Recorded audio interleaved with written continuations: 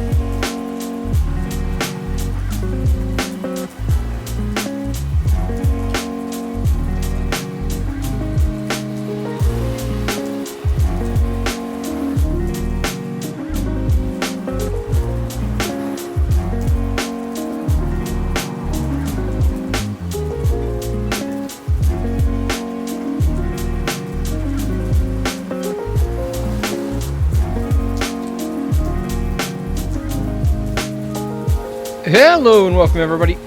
Welcome back to the Jank Drawer for a special Friday night late night stream. For those of you that have been around since like the beginning, this is a return to form for us here at the Jank Drawer.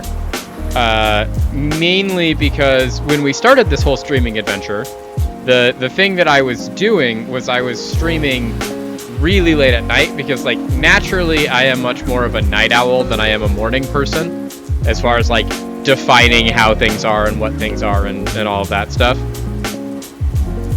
And so for me, it made sense when I was like, this is a thing that I could pick up as a hobby and that I'd want to do in any way, shape, or form.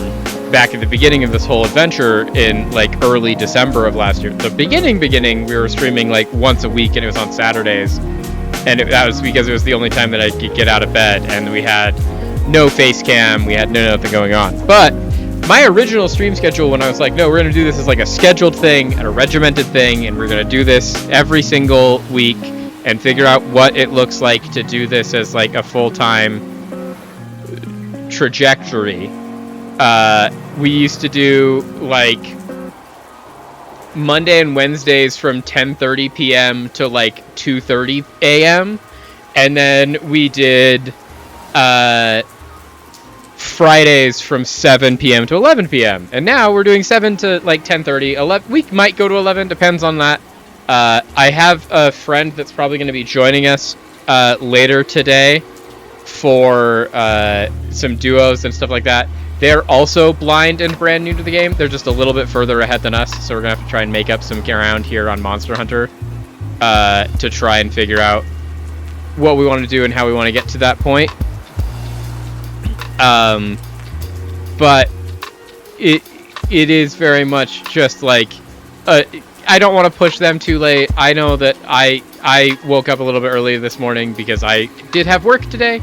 We're going to talk about that a little bit here at the beginning, but it is just, you know, it's been fun. It'll be an interesting thing to return to this kind of schedule, even if it's for a little bit here. Mainly just because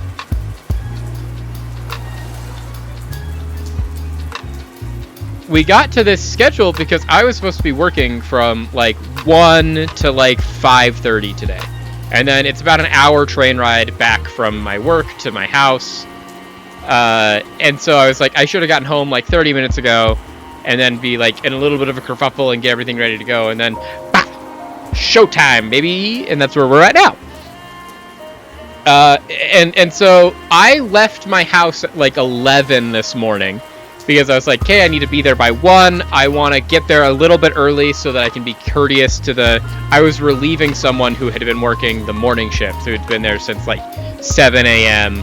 and was going to be leaving at 1. And so I was going to show up at 1 to relieve them and do the evening shift from 1 until the test was over.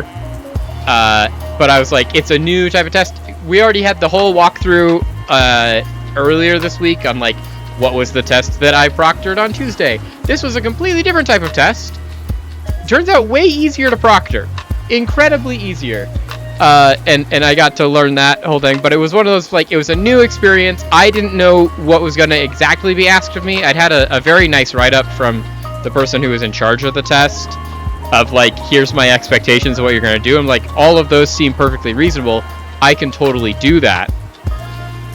But also, like, what is that it? And I wanted to meet the people and just, like, you know, get FaceTime. And so I left at 11 so I could show up like half an hour early. Hello, Rat King.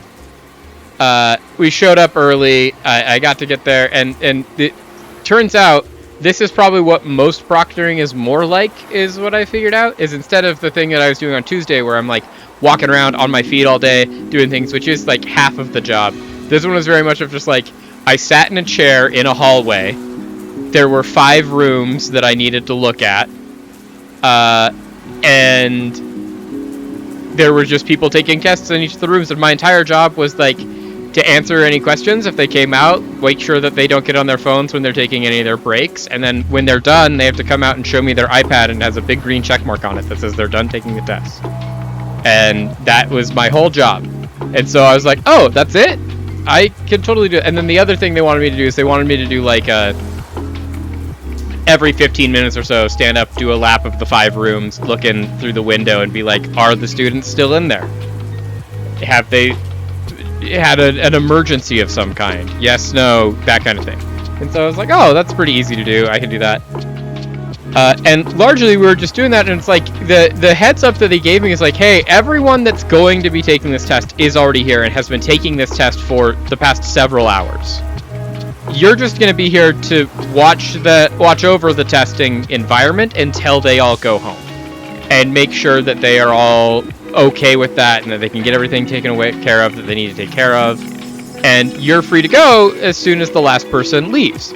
But we have some people that have like been granted special permission to go for an extra amount of time. So everyone should be done somewhere around like 2:33. But we have one person who has until 5:20 that they can spend working on this test if they want to try and get the best result possible. And I was like, cool. And so I'm expected to be on call until 5:20 and work there. And I'm like, I've planned my entire day around it. It's going to be totally great. Let's do this.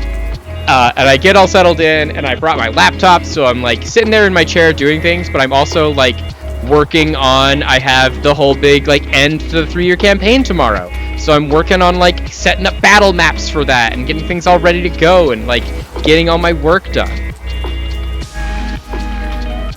You know, Rat King, that sounds like a great boy dinner. We're going to get to what I ate for dinner here in a second, because it is part of this story. Because it is relevant to this story of how I had the dinner. But that is very much a boy dinner. A pound of chicken and just some loose sauce is maybe the most boy dinner of boy dinners. But, so, I'm doing all this stuff, getting ready, and literally as I'm sitting there at 12:30 talking to these people and like learning what the handoff is going to be, we had one of the students walk out and be like, I'm done. And I was like, oh, they're going to be done like any moment now. Ooh, that sounds like a treat indeed. But we had a lovely time doing that, and I was like, okay, students might be done like any minute. And it turns out that every single one of the students was done by 2:30. They just like, all of them were like, okay, we're done. And it was a real fun case study in like the types of people that take tests and how tests go for different people. Of like, essentially they can be broken into 3 groups based off of what I saw. Maybe 4 groups based off of like the different things that I saw in this 2-hour window.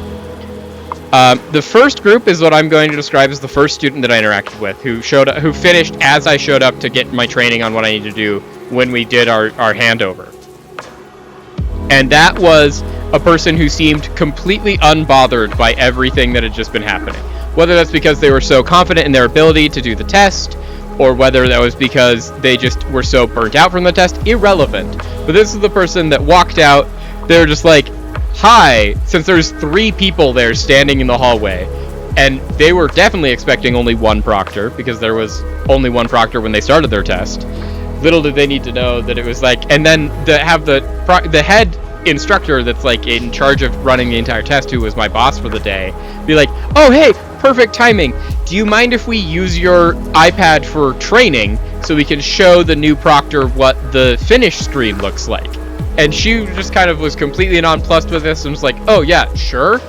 And like just showed it to me, and I was able to see what the correct result was supposed to look like for like, hey, I finished taking my test. it was perfect for training. But like, that's person number one, of just like, they are either so prepared or like so burnt out or so confident that it's just like, yes, I've taken this test, I have accomplished this task. It's the same as like going to the grocery store. These are similar levels of stressor for them.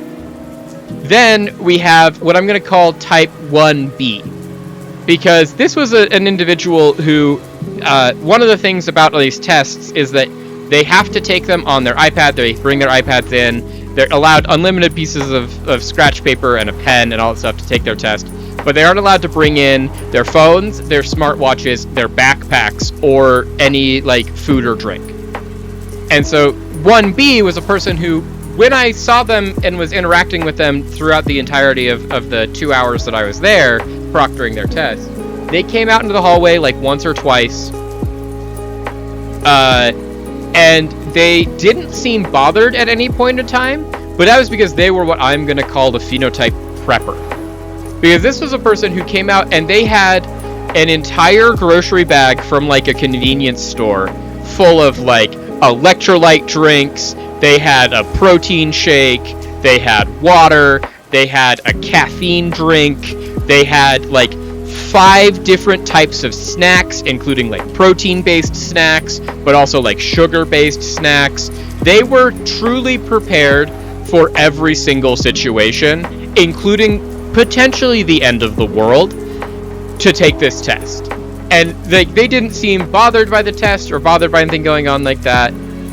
Yeah, it was truly a level of preparation for a testing experience that, as a person that's very much type A, like type 1 of this, who like, I show up, I take a test, I feel like I test really well, I'm usually really confident when I take tests, like, I'm very much the first type of person. This was a level of preparedness of just like, oh, I don't know if you feel confident in this test, but you're definitely prepared to take this test. You're ready to be here literally all day, and like to skip multiple meals if you have to, and just eat little meals and snacks along the way. Because the test format is, they just have to start at a certain time and they have to end by a certain time.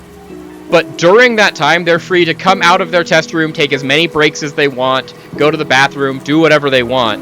And this was a girl that was like, I am going to eat 6 or 7 small meals during the course of this test. And it was truly game-changing. It was mind-blowing to me. I was just like, this is a thing you could be doing? I could just bring all of these snacks? It was a next level that I truly admired and respected, and only partially feared.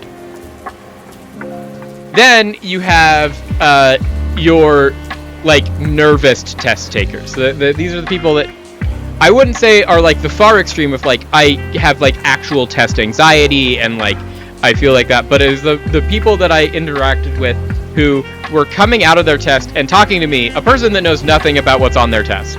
This is, once again, I'm a proctor for a med school. You don't fear the person that shows up with 7 snacks to their test, Gentetsu?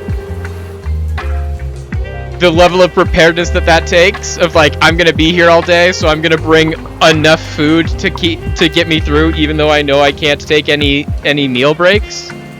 I think it's a little bit frightening. It's a demon, not a person. They were very polite. They just had like the thing too is like watching them try to pack up all of their like food that they didn't eat, and then all of the like different cans and garbage they had produced to like sort it all out and pack it out. They took longer packing their bag than they did turning in their test. It was an orchestra to watch. It was beautiful. But no, their next group is the people that probably came into this feeling really, really confident, and then were talking to me about like, we were like, I was having to learn new things as I was taking the test. That test was incredibly difficult. And the thing I noticed about this subtype of test taker is that they all came out literally at the exact same time. And it was a group of 3 of these med students, all 3 of whom finished at the exact same time and exited their rooms, all 3 of which were in different rooms. So like, there's no way they could have coordinated this. And they exited as a group. They were all chatting as a group in the hallway afterwards, and all of them were just like, that was a particularly difficult test. I don't know why that was so hard. That's definitely the hardest test I'd ever taken. But not to the point of, like, we were having emotional reactions about it, but very much of just like, I'm glad this is over. That was a curveball that I did not know how to deal with. Now I'm going to go relax for the next 2 weeks, and then we're back into the thick of it. And I was like, oh, good to know. Because that means, back into the thick of it means that I will have more work. Because then they'll have to start taking more tests again. And I work all of their tests. But so that was type 2 of essentially like, I didn't get to see them when they showed up, but having seen that, because it's this, the people that I proctored the test for today were the same cohort that I proctored the test for on Tuesday. So I'd seen a lot of these students before. And I was like, these were the people that showed up to those tests appearing really, really confident, and then left being like, what in the world did I just have to do? And then the unfortunate final one that generally I have not had the opportunity to interact with, but I know exists, was the unfortunate one that we had to get here of one of the people that is the probably deeply anxious test taker. Testing is just generally hard for them, who they came out of their testing experience as if they had been to war. It was just like a pallor of just like, they were white as a ghost. They were completely silent. They were not like openly crying, but there were tears in their eyes. And I was like, oh no, this person has just had like a core memory, one of the worst moments of their life. And as a person that like doesn't know what's on the test, doesn't know how to help them, and I'm just like, hey, I just need to see your iPad to make sure that your test is done, and that was, and then like, let me take your scratch paper. It was very much of like, I'm not in a position where I can give this med student a hug, but it was very much one of those where I'm like, you look like you have been at war for the past several hours, and are convinced you have lost, which is not a great look, and it wasn't a good look there. And so that was like, those were the 4 types of people that I encountered today. And you know what? I am gonna agree with you, Gentetsu. Demons can be nice. Usually, in my experience, or from media or any other form, they aren't. They are generally evil to their core.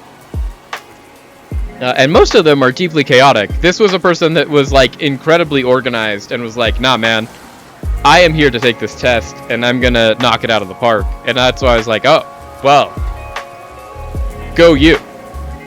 But yeah, it was an interesting experience. It was very much tonally different than the experience that I had on Tuesday with the new job, proctoring for this same group of people, but a different kind of test, which was a welcome experience, but it was still just like a weird overall, like, oh, this was a little bit of a different vibe in general on what we were seeing here. But still a lot of fun. I had a good time.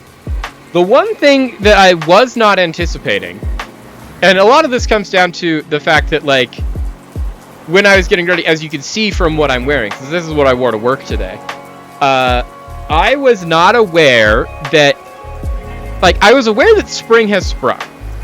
I was not aware that, like, we were already in that, like, pre-summer kind of heat wave. So I had the misfortune of, like, this was a perfectly fine experience for, like, the task that I was given and the job that I was doing and, like, interacting with the students that I was interacting with. No complaints there. Honestly, it was lovely. My only complaint being that, like, there was the one student that was actively breaking down and crying, and I was like, I wish I could help you, but I don't know how to or what I'm allowed to do other than be like, hey, everything's gonna be all right. You can always do better next time. Yeah, no, I made this mistake, and so I because of where I work, it's far enough away that, like, I should drive there. But if I drive there, I have to pay for parking for the day, and a parking pass for the day at the parking lot that I have to park at is like $16. and I am getting paid $19 an hour. So a full hour of my workday would go to parking. But because of my job, I get free public transit. Like, they pay for a public transit pass so I can take the train. And there's a train station 8 minutes from my house. So I'm like, cool. I'm going to go to work. I'm going to go take the train. And I go there and I drive all the way down there, and like I park in a garage. So like it doesn't hit me until I'm parking in the train station parking lot and getting out of my car and seeing my train pull into the station, which was like already bad start to the day. I missed my first train. And so it set everything off schedule.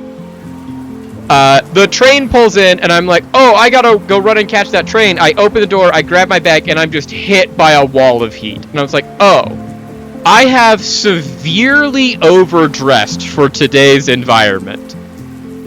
And then I run to try and catch my train, miss the train anyways. And now I'm hot, sweaty, and I missed my train. And I check my phone, and it's like, hey, I've worn this heavy, like, flannel shirt and long pants because I want to look professional for my job. And it is 74 degrees outside. And in this moment, what I realize is I left my water bottle at home, which is one of those I'm like, cool, so I'm going to be gone for the next, potentially at this point, I'm thinking 6 hours. I'm already hot and sweaty. I'm going to get onto a train that's also going to be hot and sweaty, and I don't have my water bottle. Off to a great start. Like, couldn't have written it up better myself. This is an ideal dream start to my day. And then I get all the way there, and I'm walking to the new place, this was at a new part of the building that I work in that I'd never been to before, so it took me a minute to find it. I do get there in time for all the things that I need to do, but I walk all the way there, and I'm looking for them like, okay, important things that I need to know if I'm going to be here for the next 6 hours are, first, where's the bathroom, in case I need to go to the bathroom, because they're probably not going to tell me that. 2, can I identify on this hall, or on this floor even, any drinking fountains? And good news, find the bathroom almost immediately. Perfect. Lock. Step 1 done. Step 2, I walk, at this point, the majority of the entire floor of this building and do not see a single drinking fountain. And I was like, okay, I'm already thirsty. It's hot outside. At least it's cold. Like, it's air conditioned and climate controlled in here. So, like, wearing the layers that I was wearing was a good call for the environment that I was going to be in. But I was like, I'm already thirsty. I don't have my water bottle. And there is no end in sight to when that's going to be over. Because I'm going to be here for at least a couple of more hours, and then I have to take the other hour train ride back to my car, and then I can drive home, and then I can have my drink and my treat. And that's on top of, like, it's a 5-10 minute walk from the train station to the building that I work in. So I have to do all of that outside as well. And then wait for the train. I did end up getting really, really lucky with, like, getting out early. It meant that by the time I walked from the building I work in to the train station, it was only like a 4-minute wait for my train. And then I was able to get on the train, and I was able to ride the train all the way down. But I was still really hot, really, really thirsty. And I have had sitting in my freezer for, at this point, I think probably like 5 months, a pint of lemon sorbet that I've been like, hey, I'll save this for a rainy day. I bought it back when I still had a little bit more money than I have had coming in, because when I lost my job in August, I had a whole bunch of, like, my job did a loyalty program, and I had like thousands and thousands of loyalty points for, like, recognizing people that do their job well, and I cashed it all in, and I had like almost $1,000 in Visa gift cards that I used for the first several months of being unemployed for grocery money. Of like, this is just what this is. This is my grocery money. We only use it for groceries. That's all it's for. And I did that. And back when I had the grocery money, I was like, I'll buy this for a rainy day. And rainy days in my mind were like a day that I just need ice cream because I can't eat ice cream, and sorbet is a way to do that. Or if I ever got really, really sick and I had like a sore throat or things like that, generally having something cold that you can eat is helpful for that. And so I had been dreaming about it the entire way. And so I got home at like 3:30 this afternoon, and stream was going to be going at 7. And I was like, okay, I should eat dinner at some point in the middle of this. But what I'm immediately going to do, and what I did, the literal first thing that I did when I got home was I downed an entire water bottle and I grabbed the pint of lemon sorbet, and I came and I sat here in the Jankshore studio, and I just like put on a just background noise of a YouTube video and ate an entire pint of lemon sorbet in like a fugue state. And when I came out the other side of that, the sorbet was gone. I felt so chilled out and refreshed and like ready to go. And it had been like an hour and a half, and at that point it was like 5 o'clock. I'm like, okay, it's like dinner time. I should probably eat in the next 2 hours between now and stream. But I'd also just housed an entire pint of lemon sorbet. And so to compare my boy dinner to your boy dinner, Rat King, that's what I did tonight. I ate an entire pint of lemon sorbet and then thought about making more food and was like, but I'm not actually hungry. What that means is we're going to play Monster Hunter here tonight, and it's going to be fun, and we're going to have a really good time. We're going to have a guest probably later. Since I started playing this, I found out that one of my friends has also recently started playing the game, and is only a little bit further ahead, so we're going to try and play some catch-up to get up to where she's at. But this is Rat King's girlfriend, and he's part of the content creation team here at the Jankshore studio, and that's why he's on the mod team. And we have meetings at the weekend of like what we want to do more, how we're going to try and grow the channel. And it's mainly me pitching of like, hey, I think I want to do this thing, and him being like, well, how do our analytics look? Do we think that's going to be a good thing or a bad thing if we do that? And we were talking about last week we did our first Monster Hunter stream, and most people missed it. And I was like, I think this would be fun because it's like the first thing that we could do like with the community. Like other community members can play this game with me. Or be active in the chat so I can be like, hey chat, what do I do here kind of thing. And while we were doing that, his girlfriend was in the room and she's like, I'm also playing Monster Hunter. I'm having a lot of fun. And like it is a lot of fun doing that. But I'm also brand new and I don't know what I'm doing. And I was like, hey, I think one of the funniest things we can do is just like blind leading the blind. If you're willing to come on stream and play with me, we can play Monster Hunter together and we'll figure out what that looks like, and you can show me what you know. We can try and figure things out together, but it's mainly just a like the whole goal is like this is me playing it blind, and I'm consciously for the content trying not to look anything up and just like, hey, let's figure it out on our own, figure out what we're doing. And she's like, I won't be any help. And I'm like, that's perfect. I don't want help. And I've got plenty of people in the chat, like you, Gentetsu, since you and I have talked about this, or Rat King, who is the guy that bought us the game, that are like experts at the game and are like, hey, I can help you do any of these things. And I'm like, that's not what I'm here for. I'm not here for help. I'm here to experience this game that I know a lot of people in the chat really like, and that I know a lot of people in general really like. But I want to try and figure it out on my own. There we go, Gentetsu. That's great, and I encourage people to play along. And if we get once we get to things that are like especially hard that I know I'm not going to be doing it in, I want to have people like you around that I can be like, hey, tag you in. Still let me take the lead on this, but like I don't know what I'm doing. I'd love some help, and that's like kind of the whole point.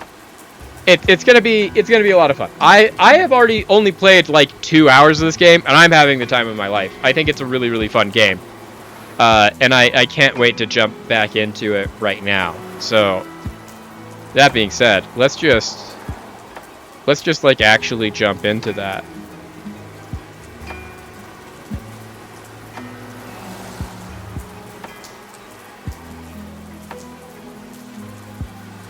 Okay, just trying to get everything set up here, because when we tab in, I lose the ability to do anything else, and I need to have the Discord opened up, because eventually I'm going to be on a Discord call. Speaking of Rat King, just a heads up, because I've been talking with Charm Nifty about this, trying to get this set up for today. Neither of us know how to do actual multiplayer, so at some point you are going to probably have to do like tech consult to help us get in the same world. Since I have set up our Monster Hunter world here to be an online world, but I am hosting it, and that it should only allow my friends to join, which she and I are friends, so she should be able to join, no problem. Neither of us just know what that process looks like. And so we're going to ask for your help on that one. But I appreciate it again, Tetsu, and that's kind of the whole point here. Is like we're here for the adventure of, I want to experience this at my own pace and what we're doing, which is probably not going to be a very fast pace. But first I have to remember what all the buttons are and what I'm trying to do. Because I think literally all of these things that it's like, hey, go look at these, are it just being like, go to the exit. That also might help. I know that you can also jump in the Discord. If we can't figure it out, that'll be one of my hey chats, and I'll be like, hey chat, specifically Gentetsu, jump in the Discord. And help us figure this out.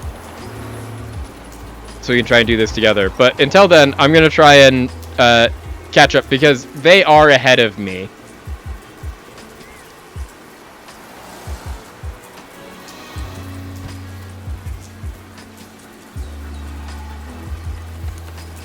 See, this is the main thing, too, is because it's like, it's also going to be great to have people like you around Kantetsu and other friends of ours that can join in when they can join in.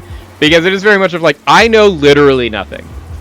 I know exactly 0 things about this game other than what we learned last week when I was playing it for the first time. And in doing that, it was very much a just like all of these numbers are meaningless to me. And like eventually I will want to know what they are, but right now I don't really care. But it'll be nice to have the opportunity to go into like to be a hey chat of like, hey, what am I trying to do and how am I trying to do it? Seems Midnight Campaign is being auto-modded.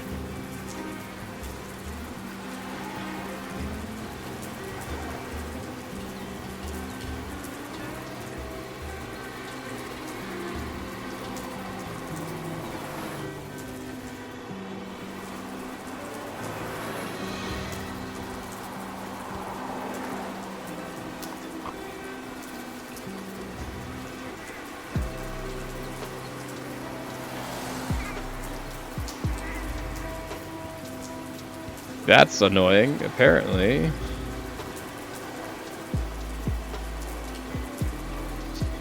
I'm getting literally 0 indication. Midnight Campaign is apparently also here and trying to speak, but it isn't letting him.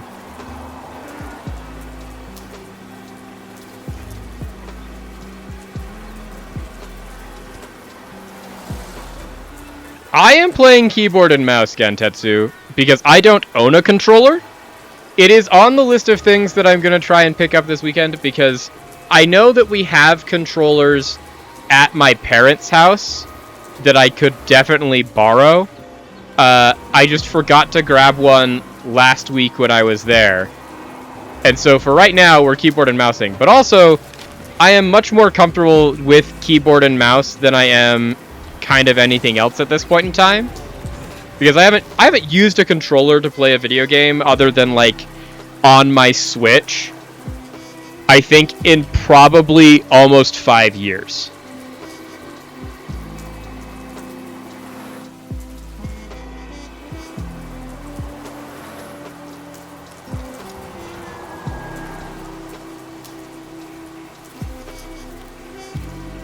Okay, so you can depart on an expedition by selecting a destination on the world map without first accepting a quest. Unlike quests, expeditions are very open-ended and are great if you want to freely explore the world. See, I don't know if it's braver necessarily.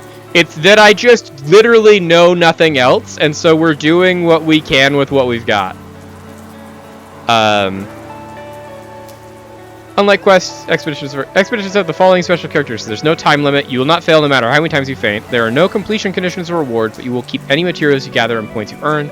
Monsters will depart the field after a set time elapses. You can decide when to return from an expedition. Once you're done exploring, return by doing one of the following. Speak to the handler. Select return from expedition from menu. Select headquarters on the world map. When you return to camp after completing a quest, you will automatically switch to expedition. If you then accept a new quest from your handler, it will take less time to prepare for that quest, provided the new quest takes place in the same locale. Okay. Yeah, I don't necessarily... Like, bravery implies that there's any amount of choice in this, or that I know the difference between the two. Or if you're lost, open up your map or use your scout flies to track it. Remember, you leave the base without signing up for a quest. Go on an Okay, expedition. so... There's no time limit or cap on how many times you're allowed to faint. It means you can explore to your heart's content.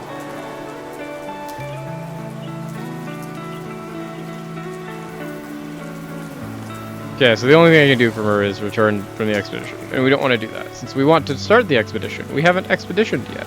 We haven't even begun our expedition.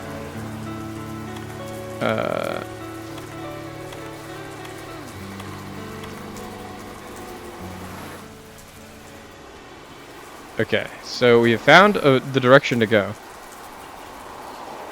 I have only heard bad things about Handler. Not just from you. When I was being introduced to this by Rat King, who ended up buying for me, the one thing that he told me before I started playing was, universally everyone in the Monster Hunter franchise hates the Handler. And to be fair, I've only played for 2 hours. I don't have any strong feelings about the Handler at all. Because I'm like, the Handler's honestly fine, I think.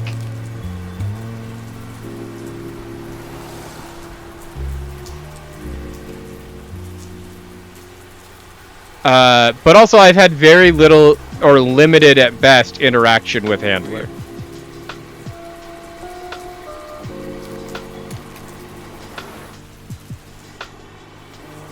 Let's talk to you. Oh, hello! I'm a researcher with the Commission. My field is the Grimalkins. Yes, Grimalkins. Grimalkins are a type of Vinian that are native to the New World. I wish to communicate with them and learn their lingo. But these creaky old bones just can't keep up with the flighty little chaps. Perhaps you could be of help. By my gnarly knuckles, if you could chase after them, we'd track them down in the time it takes to say meow. What do you say? You're doing an old man a favor. Okay, so he wants me to track down some sort of creature that moves too fast for his decrepit old body. I mean, so that's the thing, is like, I don't think that is I don't think that my stance of, I'm not gonna judge this character that I literally don't know, is a bad take to have. Ooh, doodles? I do love doodles. I am going to, I think, mess around with some audio settings though, because I do actually enjoy the audio of this game, but I can't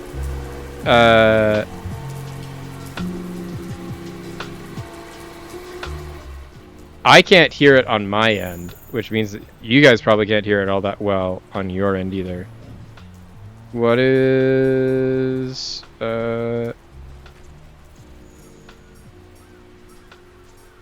options? There we go, audio. Apparently, we're all the way at max volume. I'd love it to be even louder than this.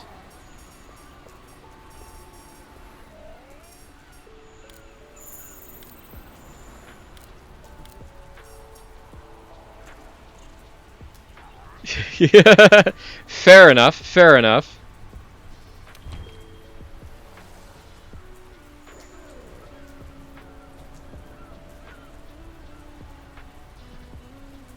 Monster Hunter might just be a we don't play Monster Hunter with the music, with the lo-fi beats. Oh, a communication error occurred. That's fun. Apparently I disbanded a quest. I wasn't even on a quest, so I don't know how I did that, but...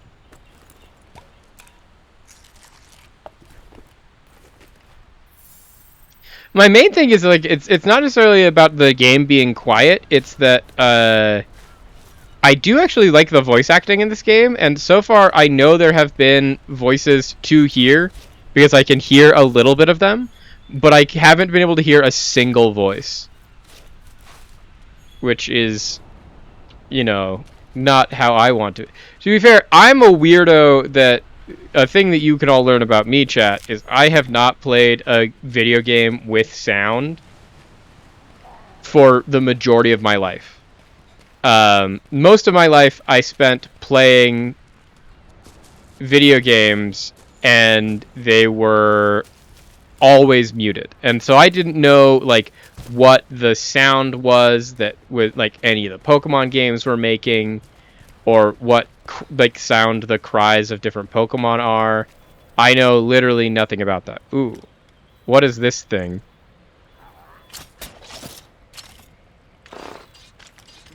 No, okay. I need to... that's the button I want. Okay, so that is a fish.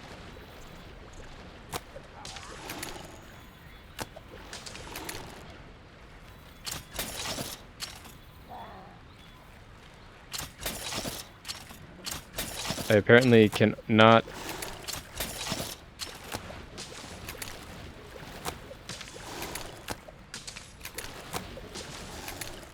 How many of these stones would it take to kill this fish?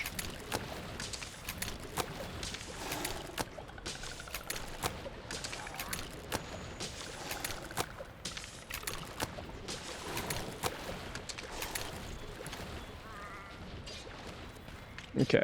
It's a good thing that, like, finding the things to do that. Yeah. The thing is, like, it's nice and atmospheric, but it's also one of those, like, even with my music, because, like, I think I try to keep my music, honestly, pretty quiet and laid back. Now this is interesting. Let's report our findings to everyone at the resource center when we get back.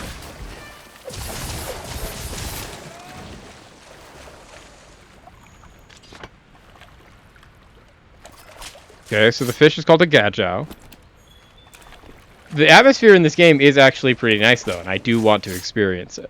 Is my main takeaway that I have from the very little amount of this game that I have played.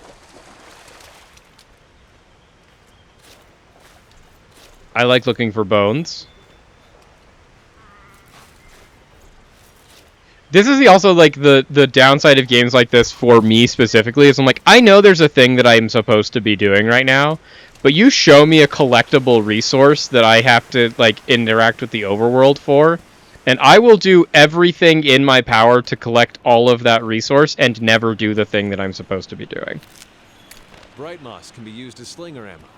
Launch it at walls to eliminate dark areas, like the inside of a cave, for example. Oh, hey! It can!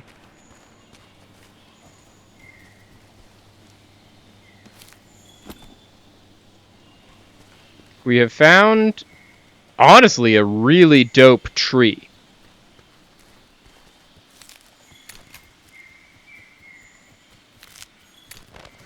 Oh, hey! It's these guys.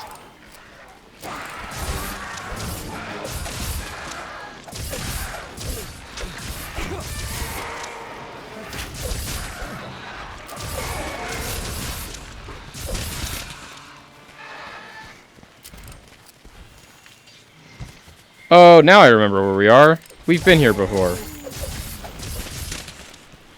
Okay, I've just, like, navigated my way around the area into such a place, and I was like, I have reinvented... I have admittedly never seen any other Monster Hunter game, so I'll have to take your word for it, in that this is my first Monster Hunter game, and my only Monster Hunter game. But it is absolutely stunning. I do see that every time that I play it. I was like, oh, like, I've been thinking about this game.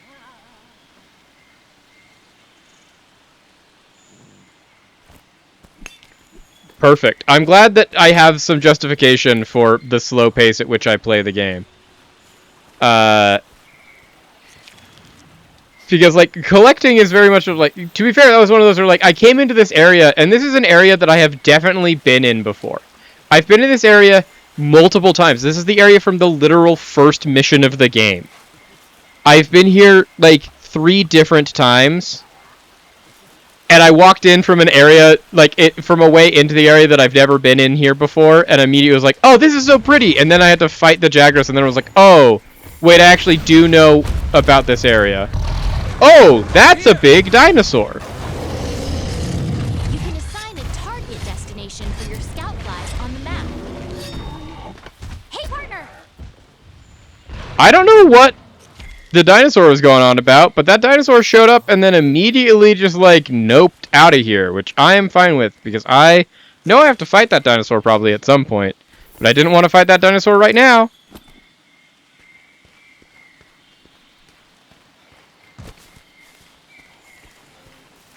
Oh, the Jagras are back.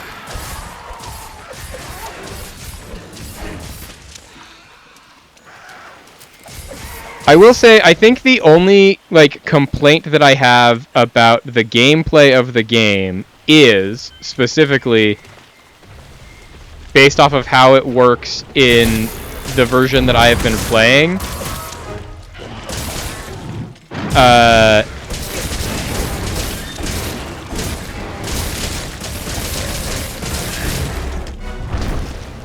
Is the targeting system. Because the targeting system is not good. You can move around while grappling to a monster. It'll burn through your stamina.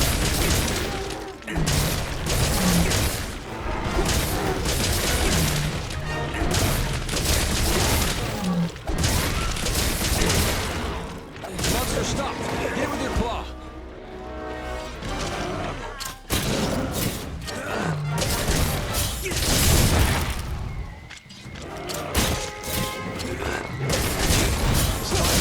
Softened up.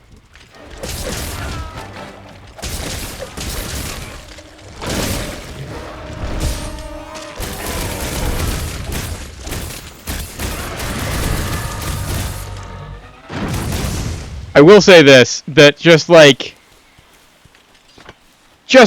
interacting with this game is still just so much fun. Like, I that was not great for me, like, trying to be a streamer and entertaining, because I could not speak while I was doing that.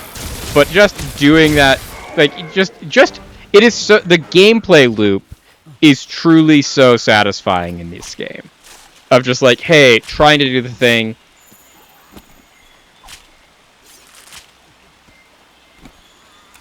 Yeah. No, like, I have a general idea of the, like, situational awareness and the general awareness of, like, where things are. But it was very much of just, like,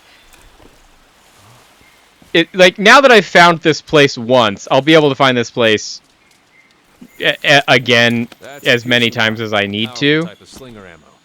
That's able to pierce the thick shell of monsters. I'll do the piercing pod because I do have big monsters Over that here. I need to get into.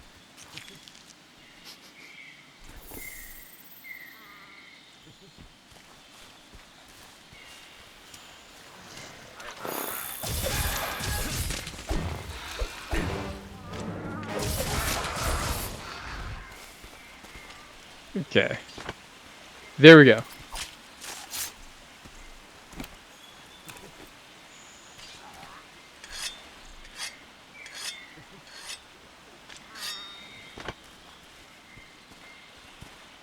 Yeah, this game's just so fun. This game's just so fun.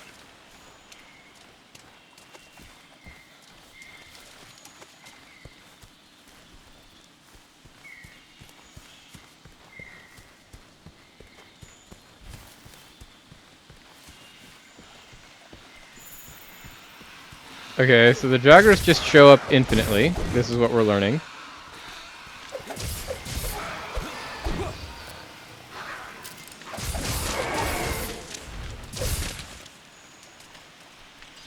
But we'll have a whole bunch of materials, which is great. We should go back to the thing that we're supposed to be doing, though. at some point, because I think I will just stay here and kill Jagras until there are literally no more Jagras alive. If we don't, so...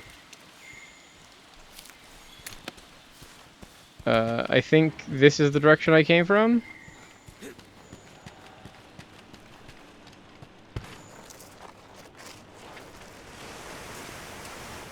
Yeah, it's just all the little stuff like that that I have been genuinely enjoying. Of like, what's this little guy? Your stamina cap has dropped. Eat some well-done steak to restore it to max. Okay. So, like, that's a thing that I just learned. We'll need to make a well-done steak.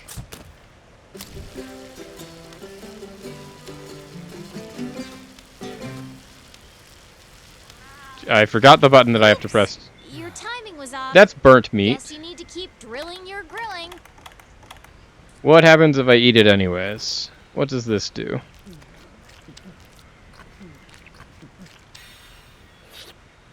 It did increase it at least a little bit. That's good enough for me.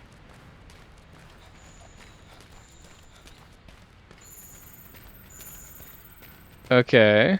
We found even more Anjanath footprints. I mean, since, like, in my experience, the game has told me pretty clearly of, like, hey, every time you find footprints and things like that, just investigate the footprints. And so I, like, literally every time my scout flies show me literally anything, I'm like, ooh, I'll go look at that. Over here.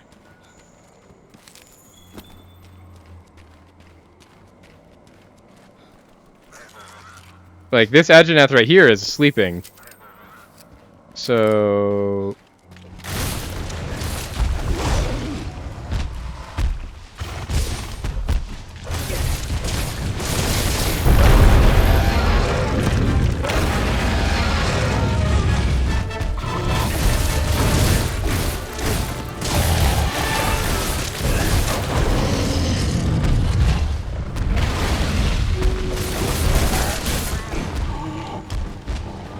It's running away. Get back here.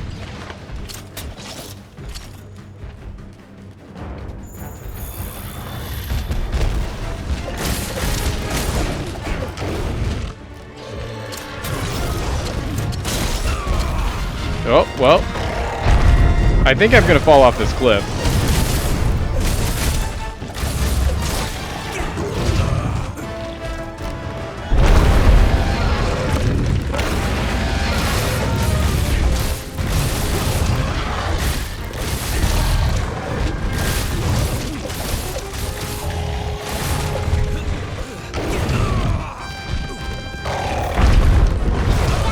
Your health is low. Keep your I'm working on it. Working on it. Taking hits like that repeatedly will stun you, meaning you won't be able to move. There we go. Okay. Oh no, whiskers!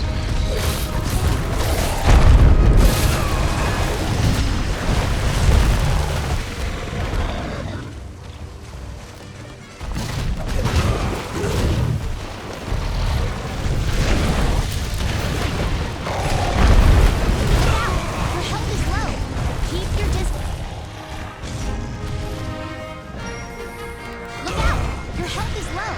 Keep your Now I am distance in and use a potion. position that the kids call stun lock. Oh, that's the dodge button. I knew I'd remember it eventually.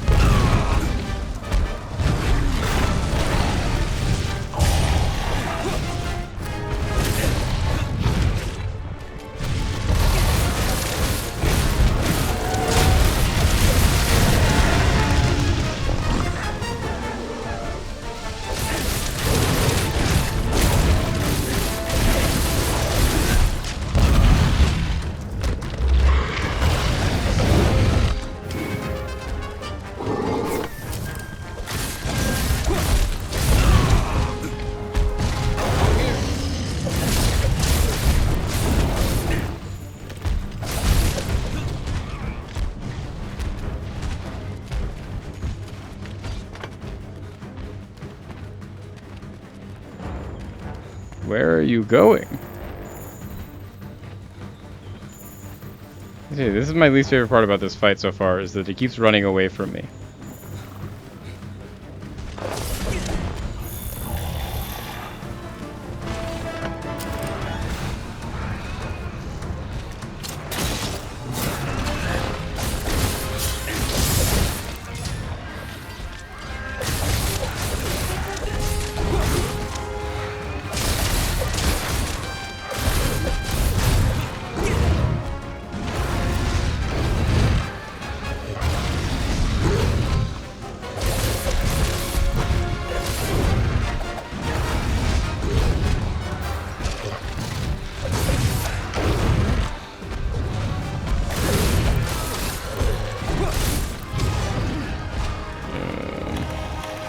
I think I should run over here and do one of these real quick. Since we are not doing a lot of damage anymore.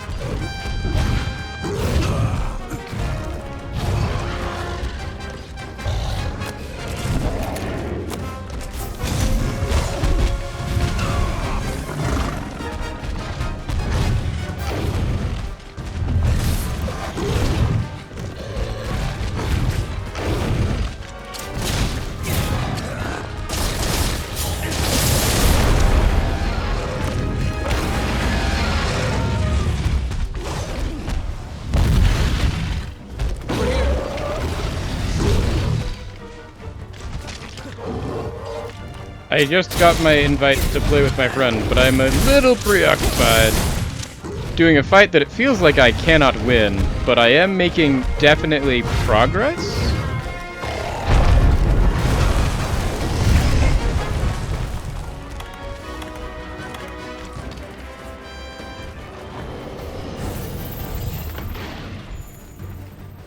It's running away from me again.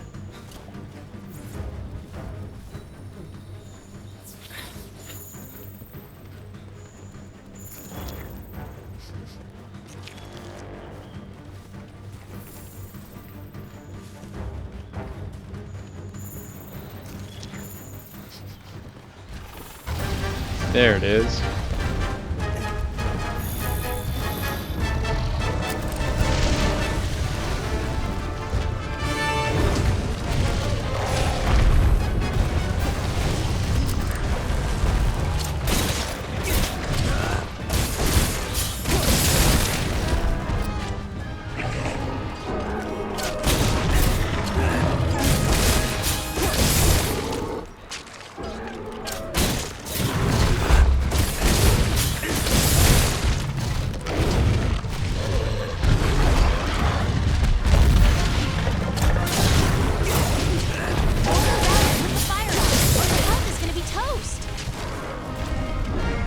I apparently got caught on fire with that one.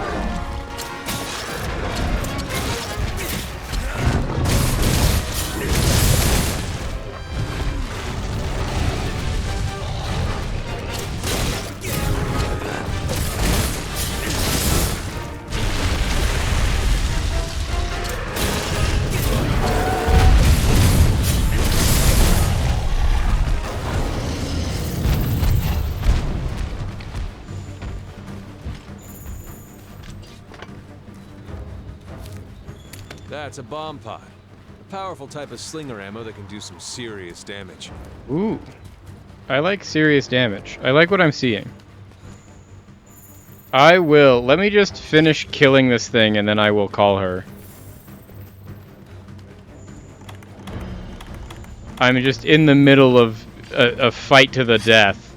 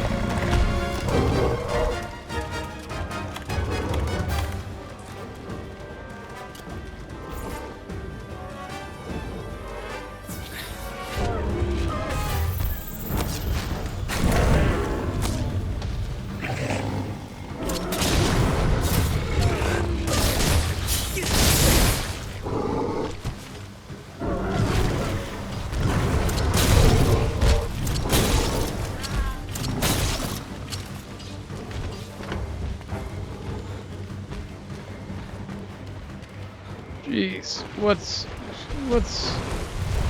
going on here? Whoa, he just... Okay. Well, let's figure out this call.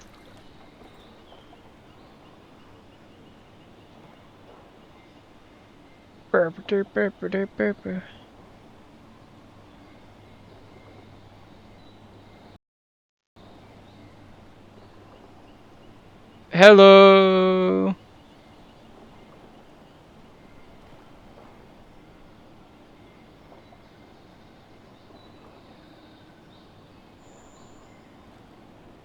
Howdy. Howdy, howdy. How's it going? Cool. I just missed your call because I was busy trying to fight a dinosaur that I had no point. No. Go the fight and like, let's leave this man alone. Yeah, I was just like, I am too locked in on trying to fight this dinosaur that I had no right fighting. Over here. Cool. Well, everyone, meet. What do you want to call me? Do you want me to call you Abby? Do you want me to call you Charm Nifty? Either one works. I don't care. Okay. I'm gonna lower your volume on my side because it did just sound like you were screaming in my ear. But that's entirely on my end. Cool. Well, welcome to the stream. It's great to have you. Howdy. Cool. So, I saw that I got a invite from you. I'm apparently offline now. Let me... It's saying that I am offline. Oh, the big dinosaur... I can't invite right now because the big dinosaur has come back. Hey, partner! Oh no. So, I'm just gonna run away.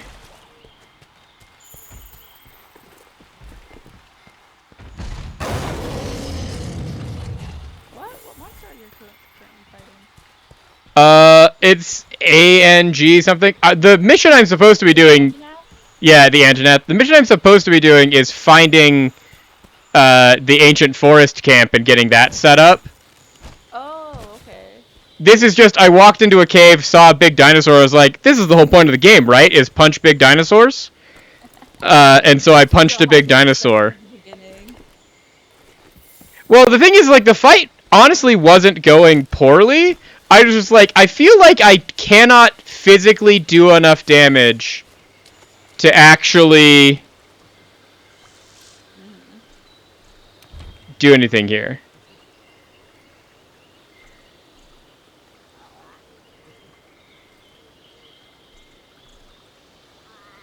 I have to shift tab back. Okay, so I have to join your game, I have to go to the quest counter. Will do. I'm literally almost there. Go up that, up those vines. Yeah, I just have to climb these vines and then, like, start this cutscene.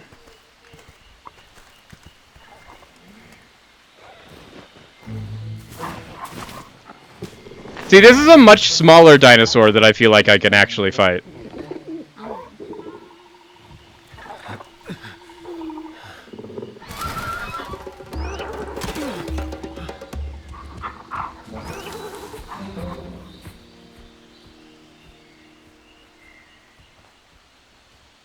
Well, if we don't take care of that pest, the camp won't last the night. Oh, yeah. Okay. Scoutflies can guide me to the monsters, Grimalkines, and gatherable items. Press M to open the wildlife map.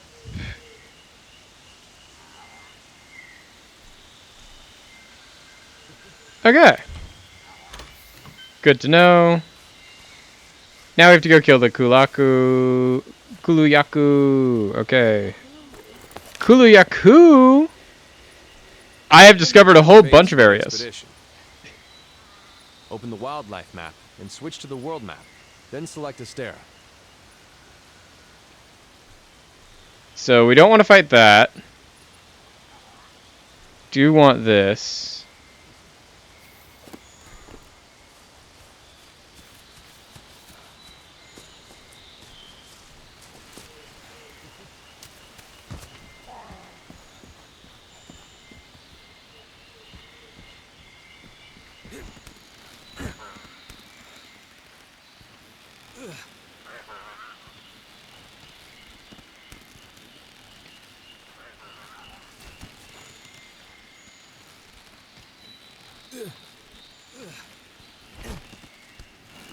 I do like that it lets me live my I want to be Tarzan fantasy in this game.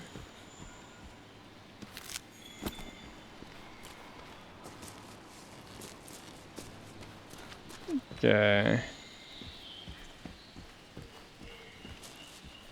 I feel like I have gone the wrong direction. Your wildlife map keeps track of where you are and where the scout flies are taking you. You can also use it to keep tabs on monsters.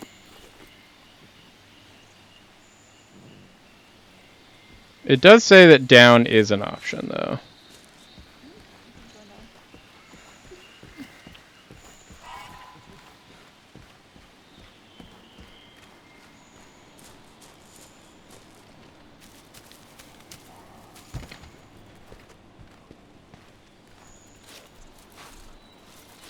Sorry, Abby, this is what you have in store, is that I'm going to see something on the ground and then I can interact with, and then I'm just going to interact with it constantly.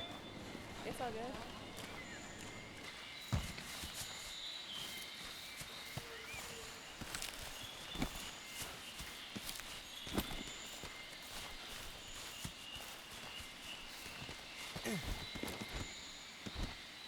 good. Oh, so that's how I get down from up there.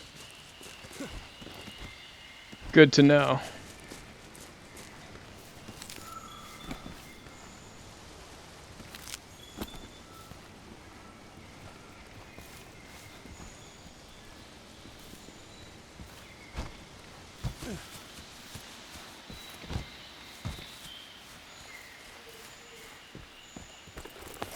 You can fast travel back to camp simply by selecting it from the wildlife All the way over map. here now? How do I get over here?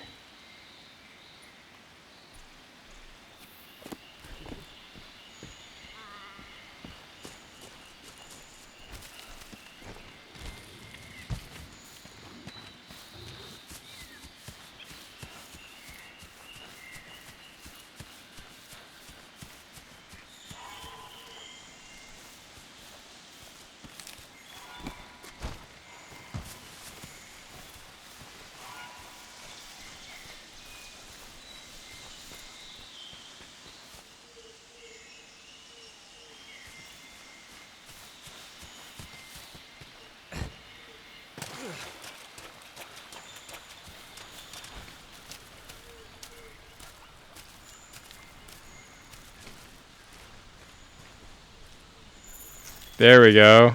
I've decided to find the footprints finally, it seems.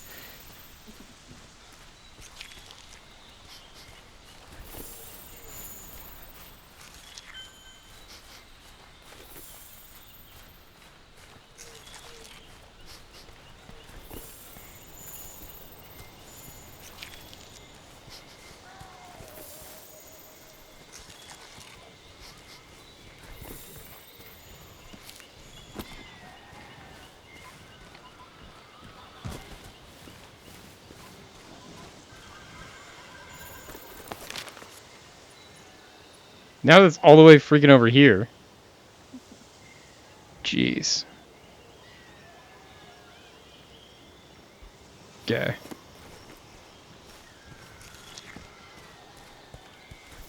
So I found the footprints, which is correct, but I followed them in the wrong direction.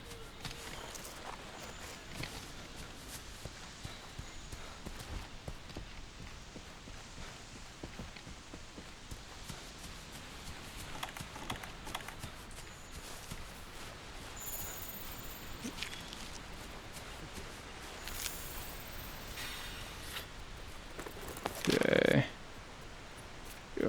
Okay, so then I went down here to try and find it, and it's gone all the way up here.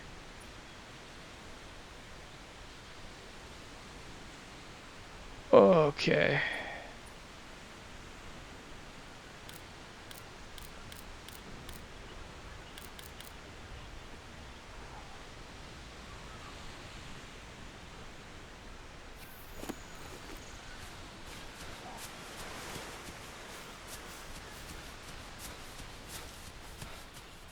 Okay. This is going to take this long.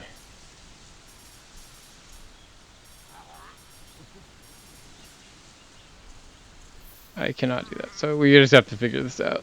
Okay. These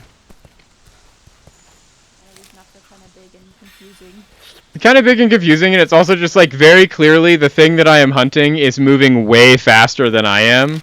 And so every time I'm like, I'm gonna go meet it in this area, it's like I get there and then it's across the map and it's like, okay. Yeah, they do move very quick. Currently right now though, it is supposedly coming where I am. Yeah, you can probably just wait until it gets there. That's my plan. Like if I just wait here.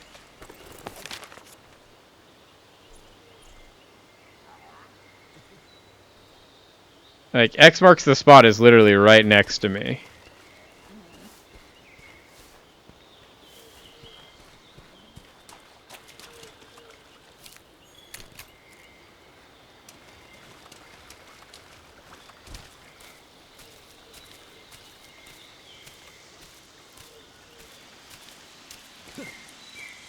Oh, I've gone in a big circle. Okay.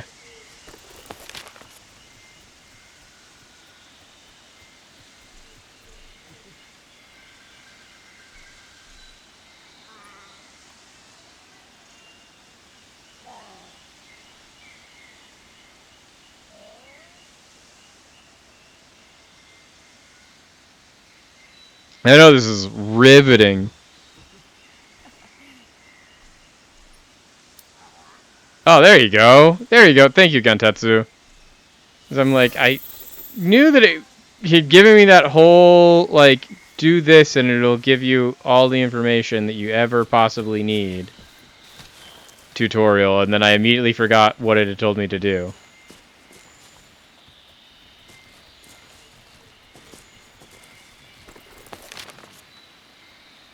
Okay, I know where it's headed. I know how to get there.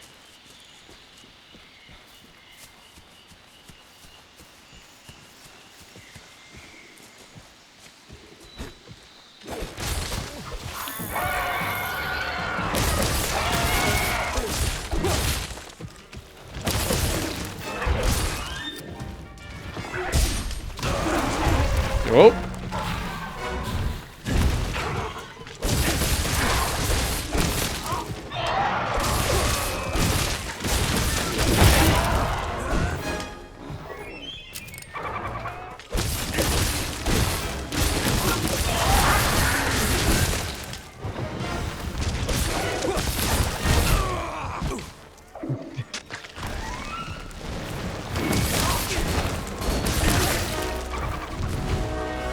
He's picked up a rock to throw at me.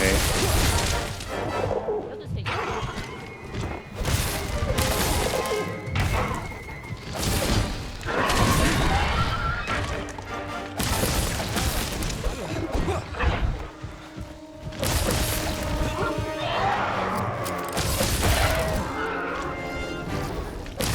You're paralyzed. You'll have to wait for it to Crazy. wear off. twice. Well, that's fun. Didn't know that could happen. Cup there,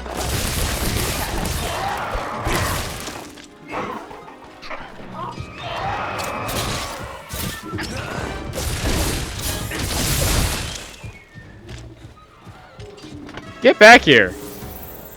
running away like a bitch. They always do. I hate it.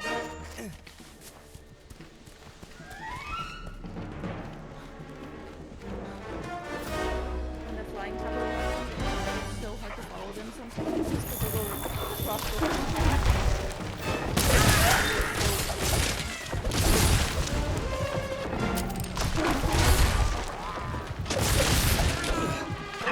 I believe you that the flying ones would probably be impossible.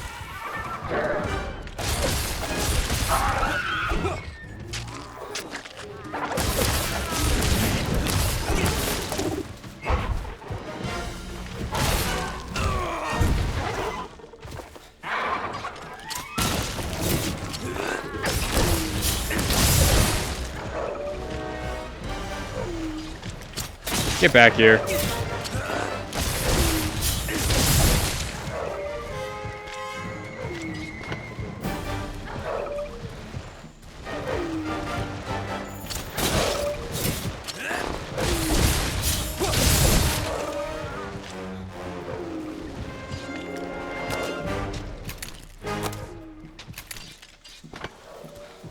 Okay.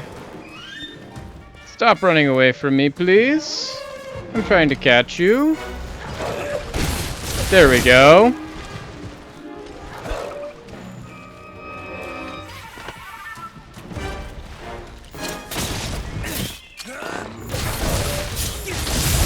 job hunting the Kuluyaku. You'll have to stay I up knew it for was a close. while. There we go. Systems Boulder, Sam and his map tutorial, both equally difficult things to deal with. I read the map tutorial and I'm like, oh yeah, that makes perfect sense, and then immediately couldn't get it to work.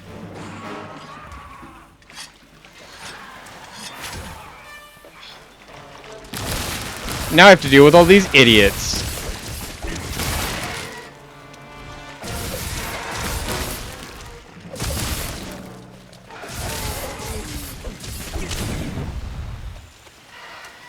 Thank you. I don't want to deal with you anymore. Run away from me.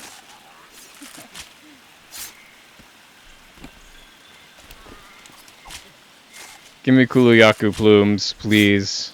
I just need it. I need you to give me all my stuff. And then I can get out of here.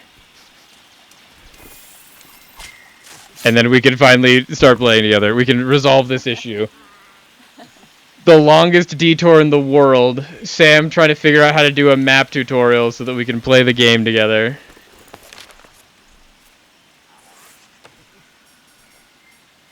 Take me to the trade yard. Oh, there we go. There we go, there we go, there we go. Thank you, thank you.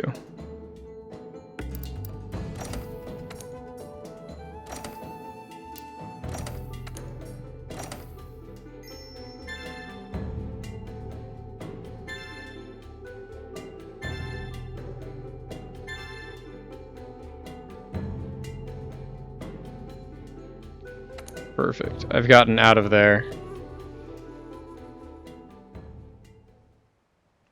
It was one of those things too, since we'd been talking and you're like...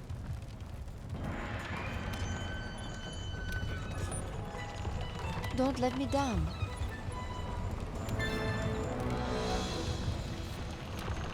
Perfect. We got that.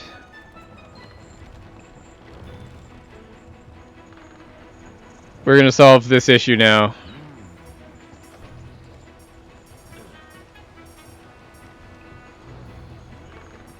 How do we do this, Thomas? We both don't know how to play co-op on this game. Well, for me it's I'm currently in offline mode, and so I have to get out of offline mode. Currently in offline mode. Okay, fair enough. Because I had a weird connection issue come up, and so it kicked me out of online, so I have to go to... I have to go to Gathering Hub to put myself... They can't hear you on stream? Oh no.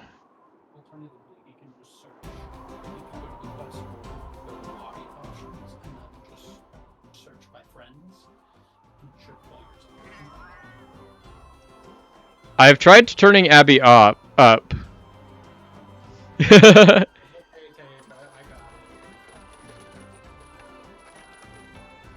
I don't think they can hear me. They might not be able to, but there's not really much I can do beyond...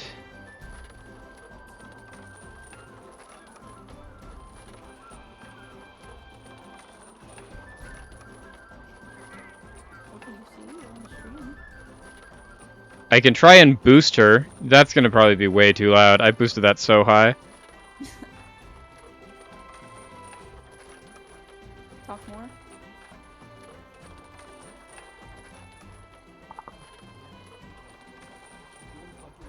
No. Don't blame me. Hey, partner. How did I unplug it? Everything is scuffed. It's not a Jank Drawer stream if not every single thing is scuffed. I know we were complaining about the volume being too low earlier, but... Too high earlier, but... Thomas said go to the quest board. I can do that too.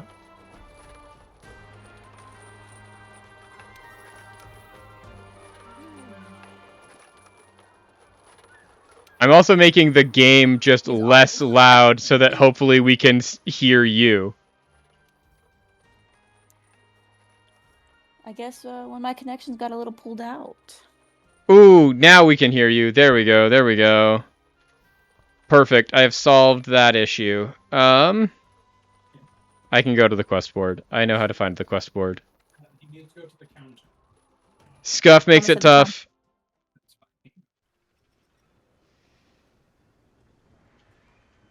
Okay, go to the quest board. Online session. Create an online session. Yeah, online session. Friends can join is fine. That should be fine. There we go. I've created a new online session. Like I said, I tried to set this up beforehand, and then literally at one point during the stream, it just like, we looked away for a second, and we came back, and it's like, a connection issue. And it's like, what do you mean connection issue? I haven't even done anything. This is like before we'd even started playing. Okay, I have invited you, Abby. Yes. Now both of you just need to go to the gathering hub, which was that big boat.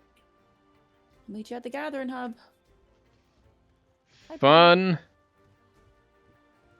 You have joined the online session.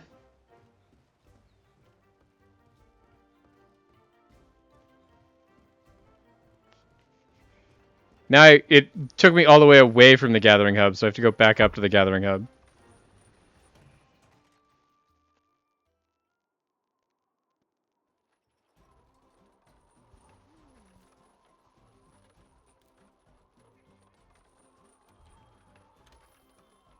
I'm sure that will become relevant at some point in the future, and when it does, then I will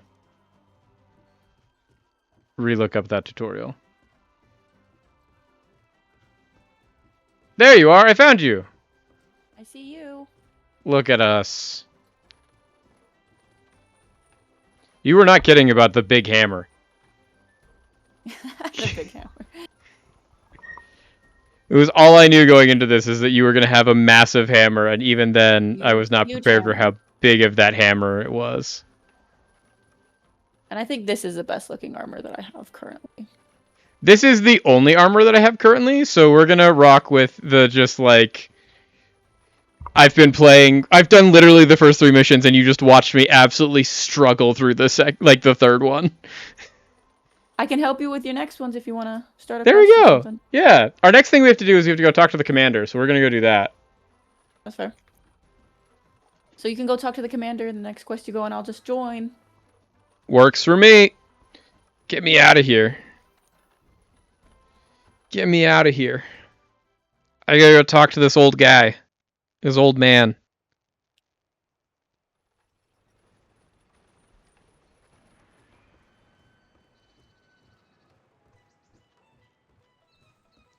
The Twitch chat agrees with you, Abby, that you have the best armor set.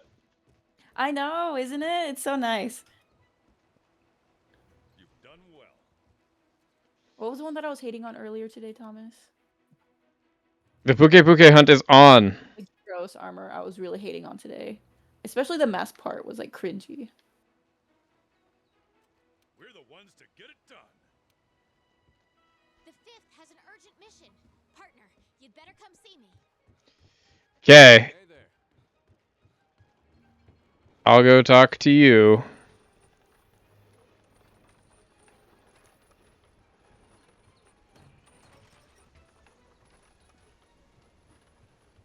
Say, not that there's anything I can do, probably, but is there anything I can do to my gear while we're here?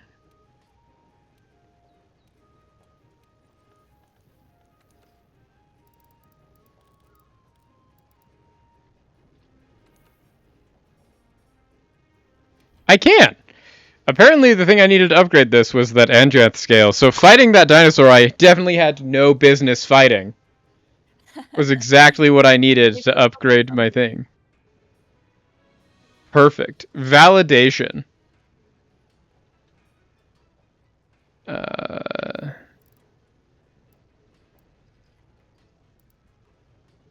wait, but the Pookie Pookie armor is also really cute too. I mean, if you want to wear the Pookie Pookie armor while we go kill this Pookie Pookie, I won't be the one that tells you Oh no. my god, maybe I will change to the Pookie Pookie. Show him the skate of his murdered brothers. Exactly. At the very least, it's a like power move. It's a power move. Ah.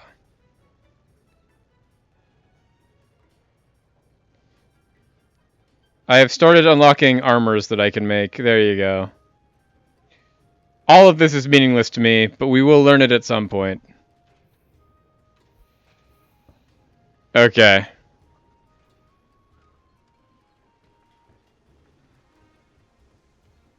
There you go. I have forgotten how to use this thing, so we aren't gonna do that.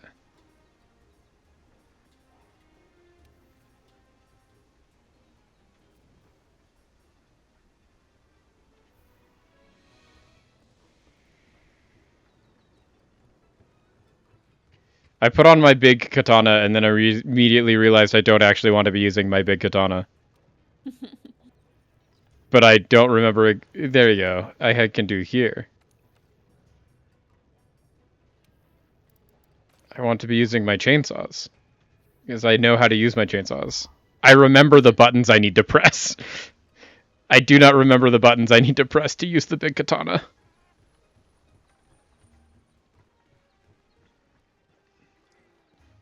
What is this? Fiverr, bro. Working hard? Good luck. Dude's like, hey, go get all of this stuff for me. I'm too busy eating. Okay. Hey there, partner. Handler is wearing what looks like a honeybee outfit? It's a. That's certainly a choice. It's the event. Ah. That explains it. I was like, it does look... All the cats in the hub are like wearing like butterfly wings. There you go. That's it. I was like, this... She looks like she is an insect of some kind. I am not going to put a passcode on it. Okay. So you should be able to just join it. Let's see.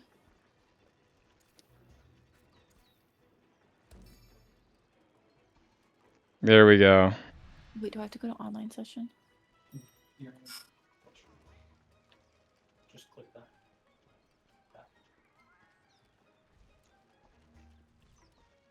So hopefully this is all of the riveting entertainment that I thought it was going to be, of very much blind leading the blind. Yes, I did. I am ready when you are. I'm ready. Let's go then. What? What? You're gonna have to join again. God dang it. Dang it! Since I was saying that because it said that you weren't ready, and I was like, well, then I'll go.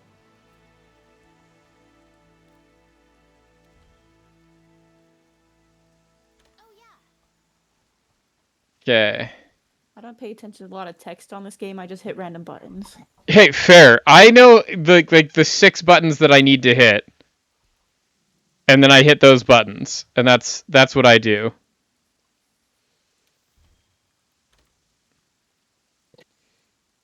So, do I have to invite her again here? How do I do this? How do we get you to join this quest, or do I need to just abandon this quest and then we do this quest again? No, wait, one sec. I think I can leave now. Maybe not.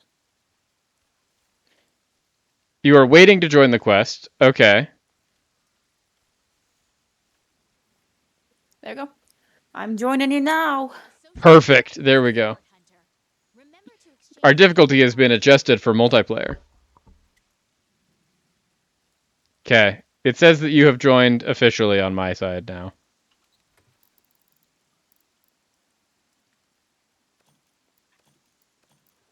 Let's see. Yep, you're right there. Okay. I think the Pookie's usually over here. Works for me. Follow my lead. I'm coming. I could be wrong. Hey, it's all good. You watched me navigate this map completely lost for like 30 minutes, so... The last time we fought him, he was over here, but I also could be very wrong. The poor babies.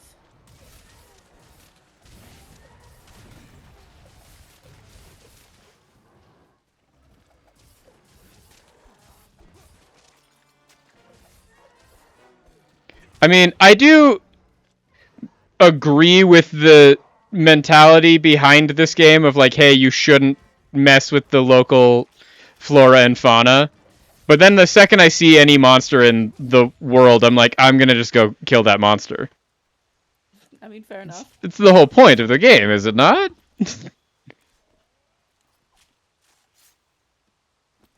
They give me fun things that I can use to make cool armor. Midnight Campaign, I agree with you in theory of like, yeah, we could set up a guild and that would make this all way faster. That sounds like a next week problem. A next week problem. Yeah, next week I can take the time to figure out how to set up a guild at the beginning of the stream. And then we can just have a guild for the people that play.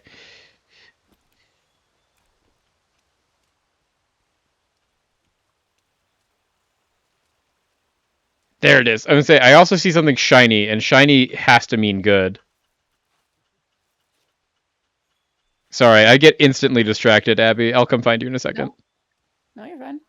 I'm just trying to track him. Oh, I went the wrong way. I haven't played this game in a hot minute. It's all good. I play it exactly once a week. So...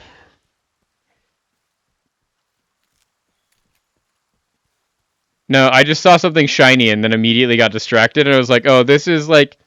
I don't have ADHD. Over here. There you go. I say, since I went immediately towards the left.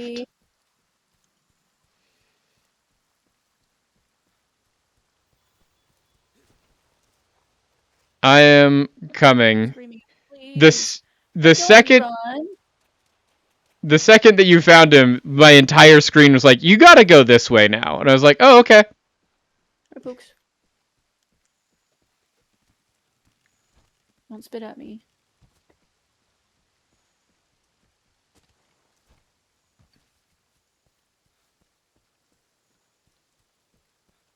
I am, I think, almost here. Yeah, you're on the right way. Yep. Although that was a weird decision that the game just made. Hey, you! That's my friend. Oh, don't spit at me.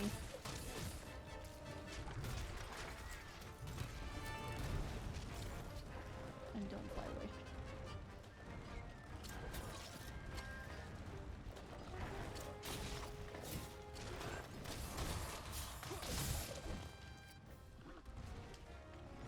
That is a crummy thing about Hammer. You have to be like really close to the monsters to get them.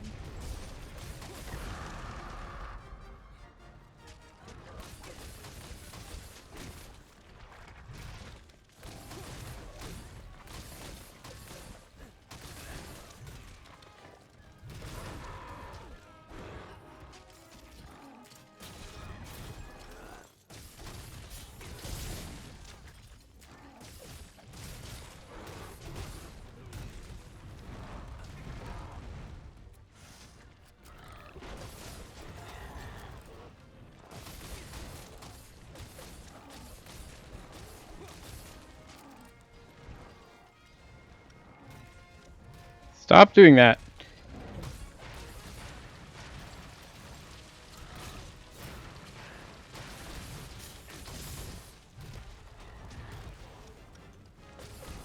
Wow, you really stun this thing when you stun this thing.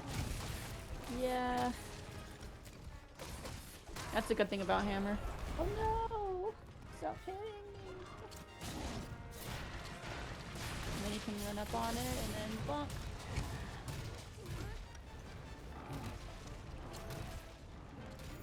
There you go. You did it! Now the commander can send someone out to see if that slag will lead us to Zora Magdaros. What? Put that away. I'll take a suggestion on targeting. My general experience is that it is my least favorite part of the game. Specifically with keyboard and mouse. It's probably really helpful. Oh hey, it's that big dinosaur I was fighting last time.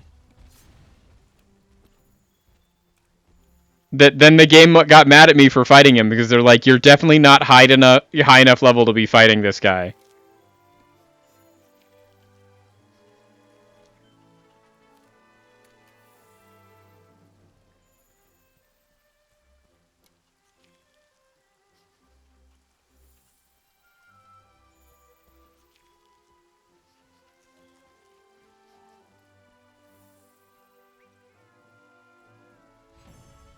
There we go.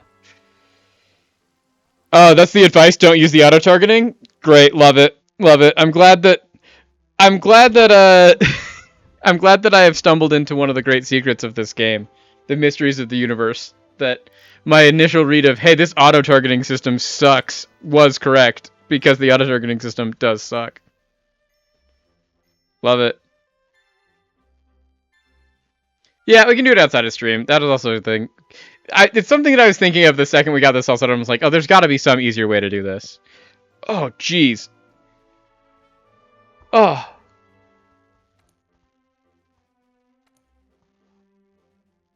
Oh no, I made Pookie mad. Oh, no. I pressed it too soon. I'm so sorry, Pookie. He's running away from me. Damn it.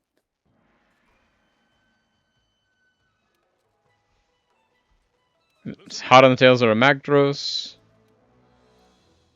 Wildspire Waste.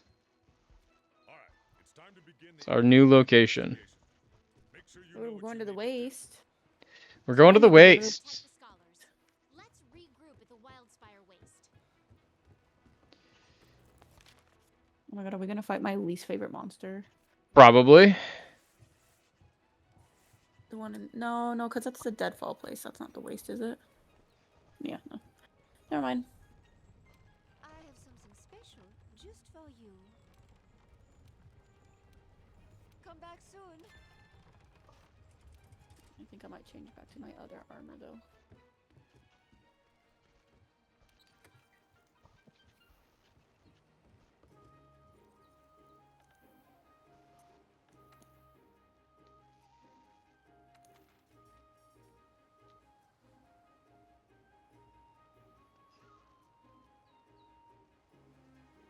Okay. I'm going to just start the quest. We don't have to go on the quest right now. We can still go do things that we want to do around town. But I'm going to start the quest, and then we can just do all the stuff that we want to do here so that I don't forget to accept it later. Fair enough.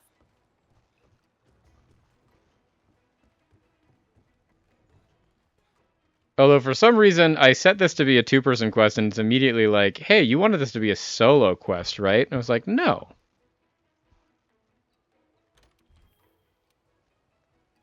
I very specifically was like, no, this is a two-player quest.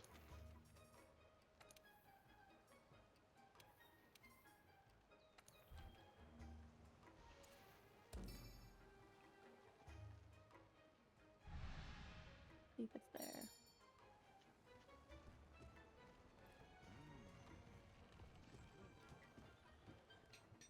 I can't join the quest until you watch all the cutscenes. There's a whole bunch of cutscenes I have to watch? Okay. Yeah, you Then have to I watch all the will do that.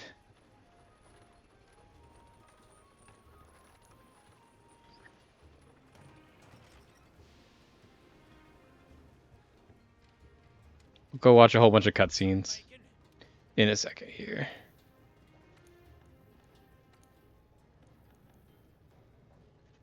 I think the cutscenes are just relating to the quest, so you have to like go on the quest. I believe it. We're gonna go do that. I'm just looking at what else I can do. Since, like, you said you could make Puke armor, I'm like, well, I have to go look at what the Puke armor looks like. The Pookie looks like on the mail. From You what hit, I'm like, looking X or at, Y, and it can preview it. yeah, for me, that's weird because I'm doing keyboard and mouse. It's Oh, it's N. N or something like that. Yeah. We'd have to grind the Pookie a couple times. Usually you don't get enough supplies to actually make it in one Yeah, go. I'd be able to make, like, most of the pieces. I wouldn't be able to make, like, the head. Mhm. Yeah, the chat is being like, yeah, you gotta go watch cutscenes before you can join. And that I'm like, now they're making fun of me for my love of fashion. It's all good. Let's Some of go. the armors are nice. Yeah, I mean, the thing that I feel most about it is I'm sitting here using the, like, hey, use this armor so you can speedrun getting to the end of the game. Same with the weapons. And I was like, at a certain point, I do want to do, like, not super just, like, Omega baby mode version of this game. But also, I do love that my numbers are so big with my baby mode weapon.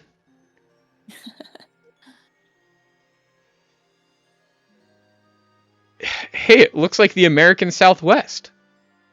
With way more water for a desert.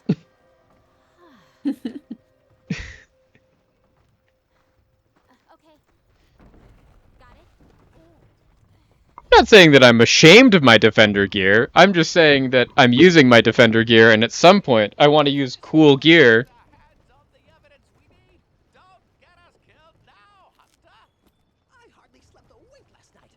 Okay, I am now in the mission. I don't know if it'll let you join now. Flag was found in the desert area of the wildfire. Guide us there I don't safely, know, Hunter. actually. He's already in the mission and all the cutscenes are through. Oh, if they're not through them. There's more cutscenes. There's more cutscenes? Even There's more? a lot of cutscenes at the beginning of the game. I'm fine with that. The thing is like, the cutscenes from the game that I've seen so far have been absolutely beautiful. So, like, not a complaint. Like, It's a very beautiful cinematography game in this to enjoy. game is great. There seems to be a whole bunch of wolves behind us. Oh, no, those look like deer. I'll be fine. They're prey animals. The things that are going to hunt us are just going to hunt them first. Hey, look, a waterfall. The water filters down through the sand and collects in the lower areas, thus creating a mire. Oh, great. We get to go uphill now. I mean, I'd offer to help push, but I've always you seem hated to really missions have where you this to wait covered. For a cart. It is one of the missions where I have to wait for a cart. I am so sorry.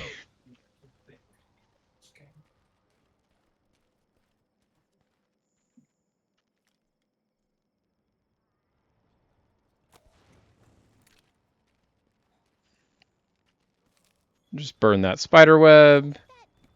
Insect. Is that some type of beetle? The wildlife here are quite It was some kind of beetle. You're so right, handler. resistantly to the dry climate. Even the plants have learned to survive. The fruit scattered throughout the area has a hard shell that helps retain moisture. Hard fruit. They take so long that I can just sit here and harvest fruit all day.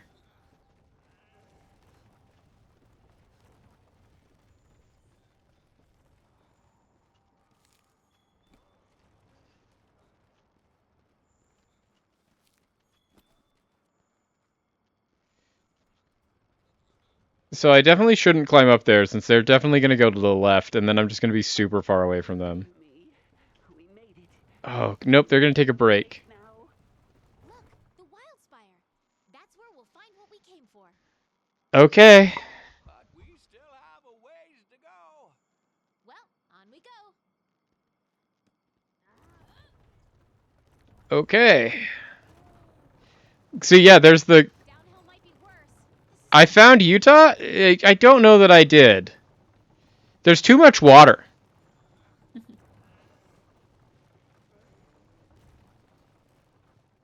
It is harder than soft fruit. You are correct there, Midnight Campaign.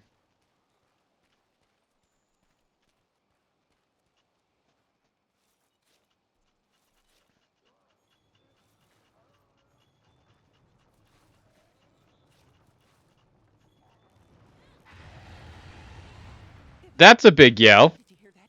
I did hear that. Be careful. Mind checking it out for us there, partner? Okay, let's go fight a monster. If I have to. No, dear me, Rathian. Jumpin' Jackies! A Rathian! A Rathian! You know at this speed, my friends. In times like these, it is important to run for your life. Go, go, go! Move on through! You might be able to use your slinger to create some kind of noise. You're very brave to take on the Rathian right now. Well, I don't know. Once again, I was called brave earlier this stream for using keyboard and mouse, and I don't know that brave is the right word as much as stupid.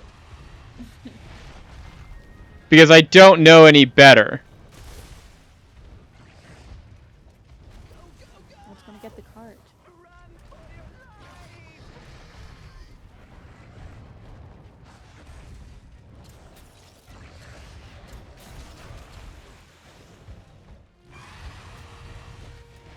Have they made it out yet?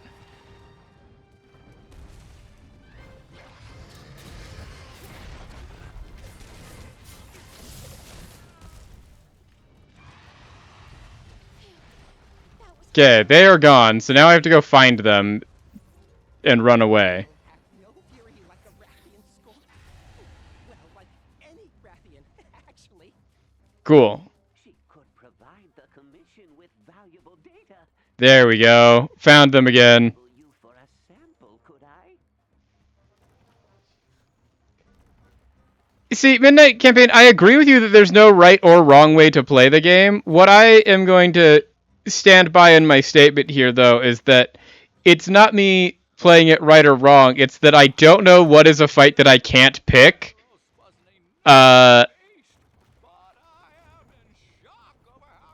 And because of that, I just pick fights that I have no business. It's very much the mentality of, like, with small kids don't know that they're hurt unless you respond by letting them know that they have done something that they should feel like they got hurt because they did it. So if you just, like, if a small kid falls over and you're just like, oh, good job, they're like, oh, okay, whatever. Oh, look! Apsaros! An herbivore native to this region. Wait, why are they running? Yeah, that's definitely a defense stance. Scared. There's some big thing that's going to come and try and eat them. Pharaohs feel threatened. They assume a defensive posture. Whatever's out there, it could be a dangerous. I also think I could have taken that Anjanth, though. We were doing pretty good damage. Finally. I thought we'd never get here. Look at it. I have heard the Omega Weapon story from Rat King multiple times of trying to solo Omega Weapon. We're almost there. Keep it up. A cactus. The evidence is within sight. You've done a fine job, Hunter.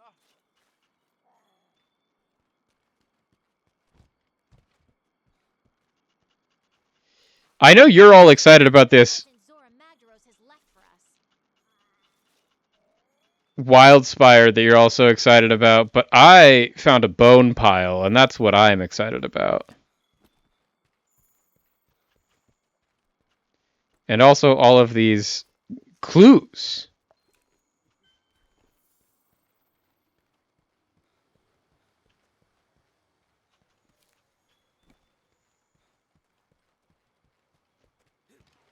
Fine, I will come. Let's see what kind of present Zora Magdaros has left for us. What do you mean I can't collect the random watermelon I just found? Oh, my pouch is full. Okay, we'll leave that item. I'll stop collecting things.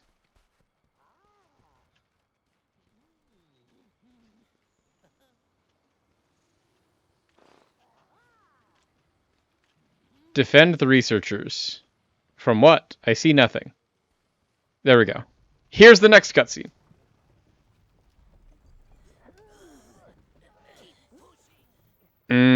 Fair enough, fair enough. Makes sense.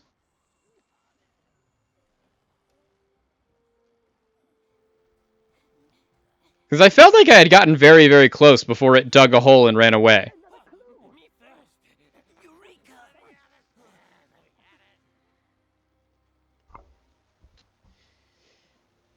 This gives me real, like, West Desert fossil vibes.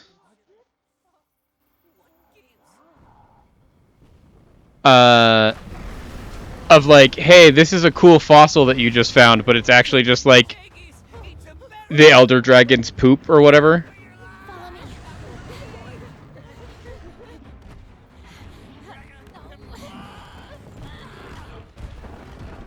Handler, it really doesn't look like your one hand is actually helping here.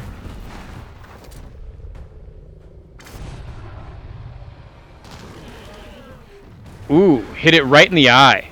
There you go. Come on.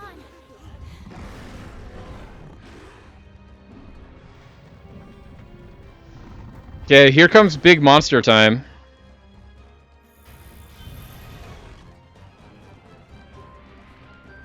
The scholars are still in danger. You have to take down that barrel. Don't worry. I keep accidentally hitting this button now.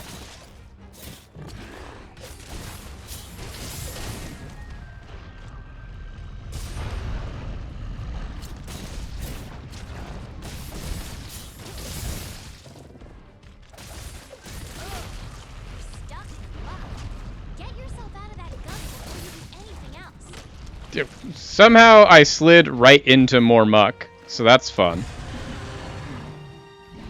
You hardy bitch. Hi, you. You ran away from me. How dare.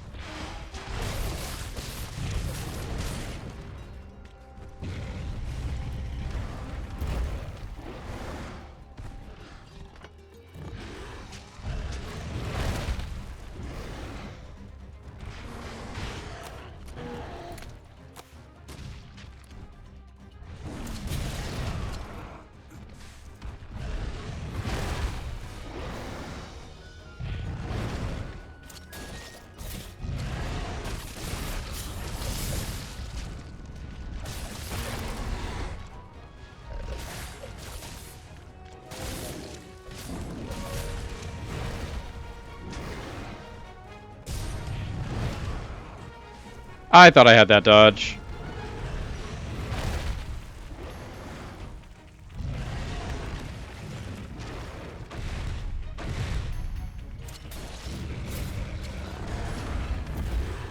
Okay.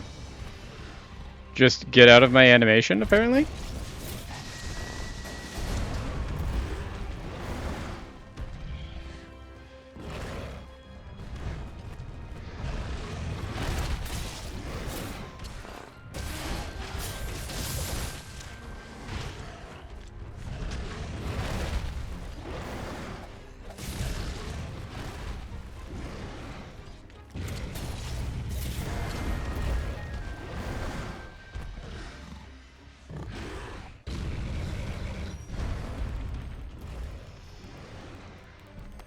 There we go. Got out.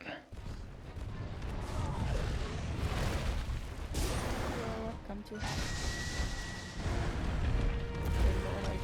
Hey, there you are. Found you.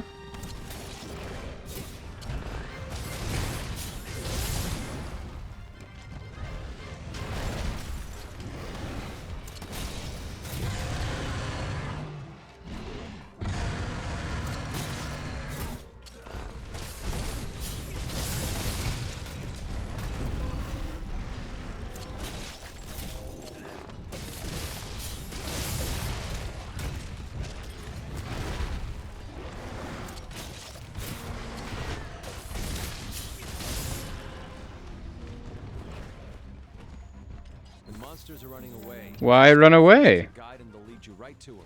Why run away, big monster? We were having so much fun.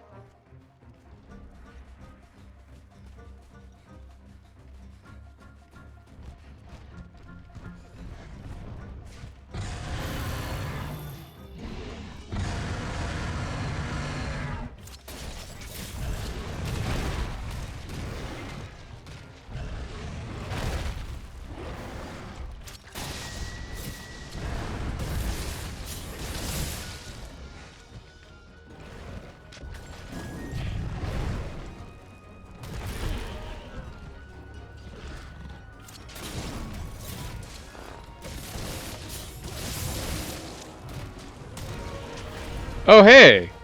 Other monsters have showed up.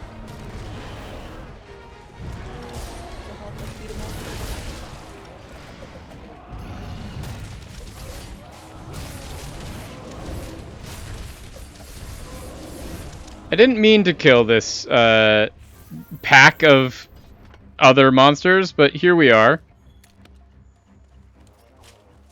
Might as well get their skin while we're at it.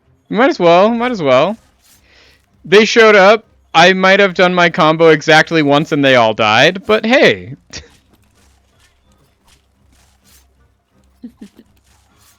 I'll take it.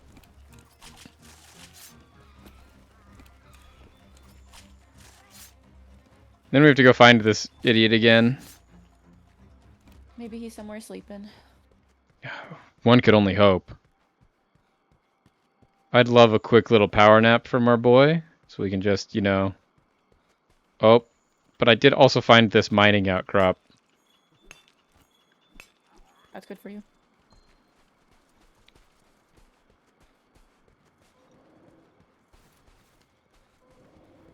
Oh, he's limping. He's so close. He's so injured.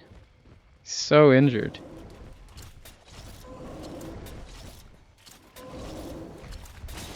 There we go. Give me your tail.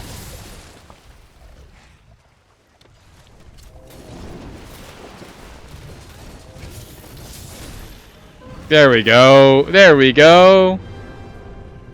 I knew it was like almost there. I'll be waiting over by the slab. Oh, my camera angle did not like that at all.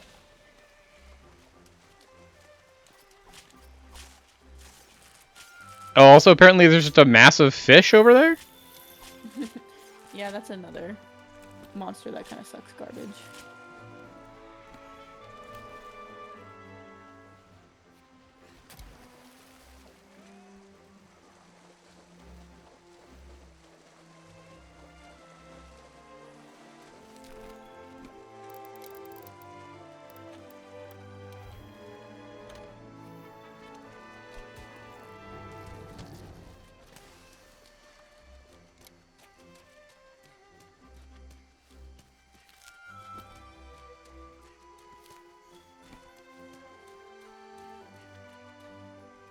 Okay. Wipe our brows. Get done with that. Quest complete. There we go.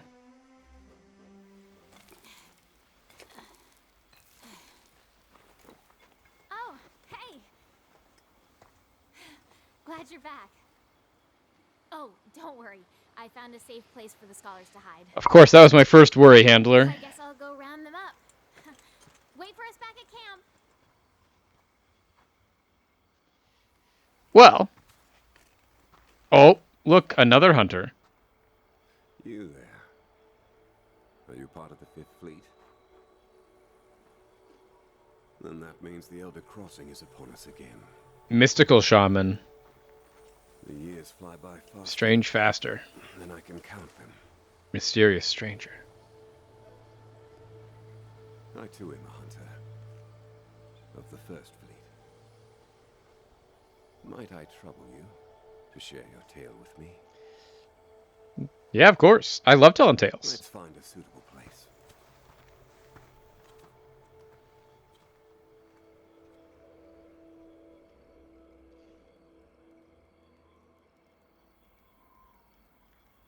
So, my old friends are well. Praise be. It sounds like the good scholars are as incorrigible as ever. Might I ask, are you tracking the monster that dropped that massive slag? I as well. It seems so easy. Follow the trail, find the truth.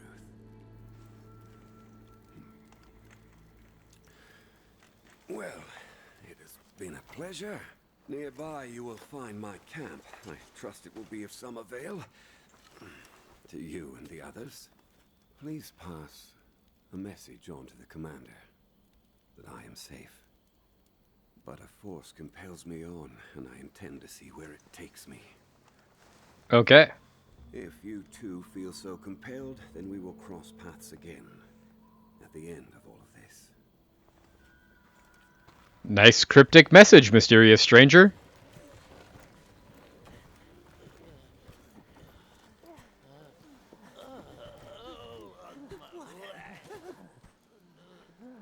Was that who I think it was? I don't know. You tell me. I have no idea who that man was.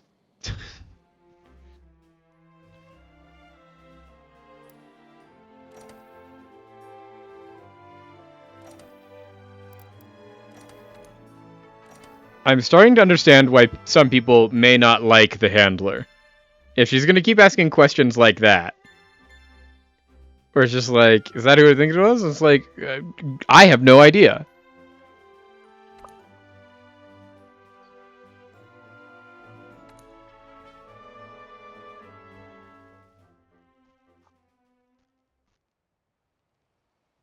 Good to see you.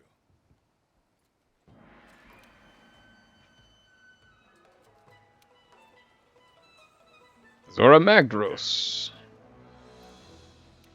Now we're gonna find a scholar that got separated from his escort in the wastes. Head to the Wildspire Waste immediately. Hunt's keeping you busy?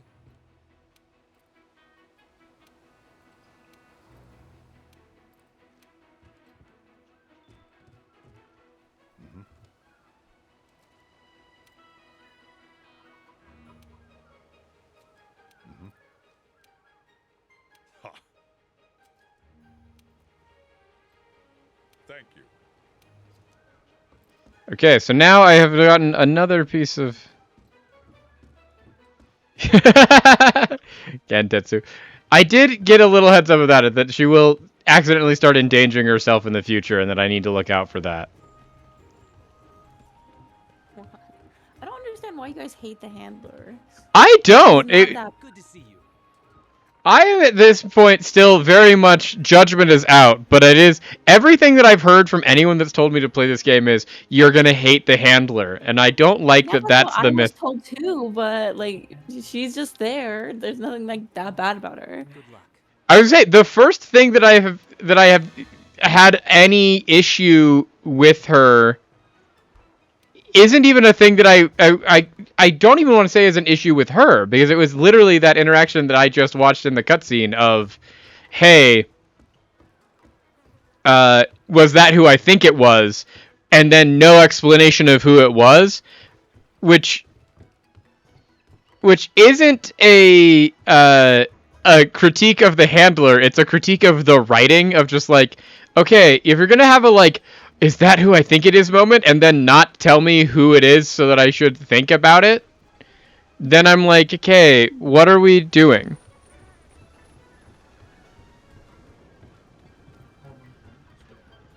Midnight Campaign has said that he wants to be nice to the handler, but she has earned the reason that no one's nice to her.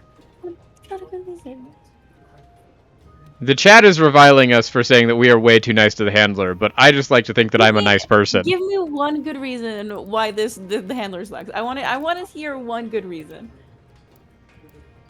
I mean, hear anyone else on the chat. Yeah, the chat just seems to be reviling her, and I once again agree with you. She's ever gotten bonkers. You guys are bonkers. Agreed.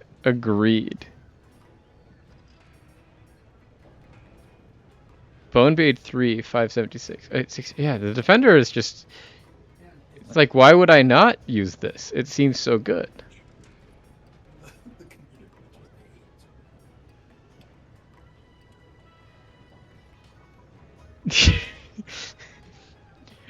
Gentetsu has listed exactly 2 reasons why he hates the handler, neither of which mean anything to me. That does not explain anything to 2 new players of this Yeah, game. to 2 new players of this game who are complete newbies and know literally nothing, you have just basically said pomegranate and avocado, and neither of them mean anything to me. That sign would make me so mad if I knew how to read. That's the kind of energy you're putting out into the world, chat.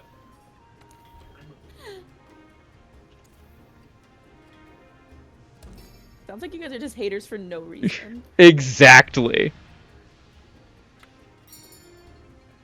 Okay, this looks like it's gonna be another one of those I have to go out there and watch a lot of cutscenes. She's Tiny Tina without the humor or violence, and she makes bad decisions. See, the other problem you're running into there, Midnight Campaign, I also haven't played a single Borderlands, so your reference to try and make me understand your point of view also falls on bad ears, because I also don't know that one.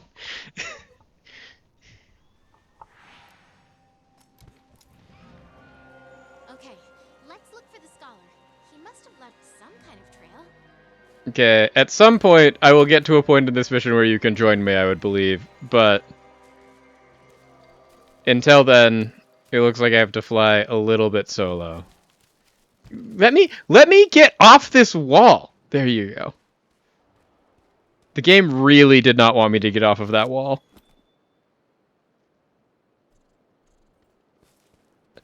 From what I know about Tiny Tina, once again, I've played a little bit of, I think, Borderlands 3. Those are the 2 most redeeming qualities of Tiny Tina, is that she's like a 14-year-old girl in a post-apocalyptic wasteland that is just extremely funny and violent. Okay, so I have to find the missing scholar. Can I track the missing scholar, or are you going to show me like tracks that I can interact with? Oh, there's footsteps. I found them. Right as you mentioned it. Thank you so much. This is why I can't go out on my own. I'd be lost without you, Abby. Oh my god, what did he say? So much. She is constantly endangering herself when being told not to enter areas that are explicitly off limits to unauthorized personnel. Thinks with her stomach and her head second. She reiterates information you already know. And to top it all off, she claims credit for you doing all the work. Also, the nickname part is the dumbest thing I've ever heard. That's quite the tirade. Quite the tirade, honestly, Gentetsu. Last part was definitely a... That was definitely like here's a whole list of things that are like actual critiques, and then we're gonna accompany them with a here's a thing that is just... What's going on with the scout flies? What is the nickname part even for? Partner. Oh. I didn't even know that.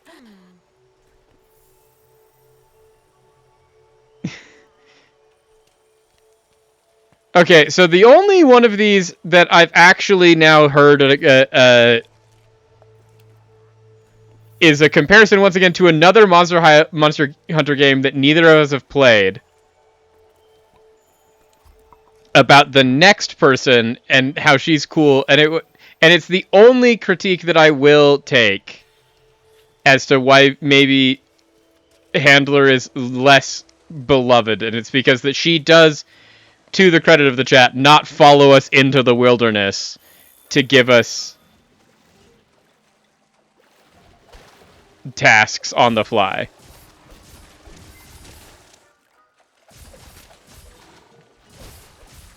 Oh, that's so cute. My cat has a inflatable and uses this shovel as a paddle.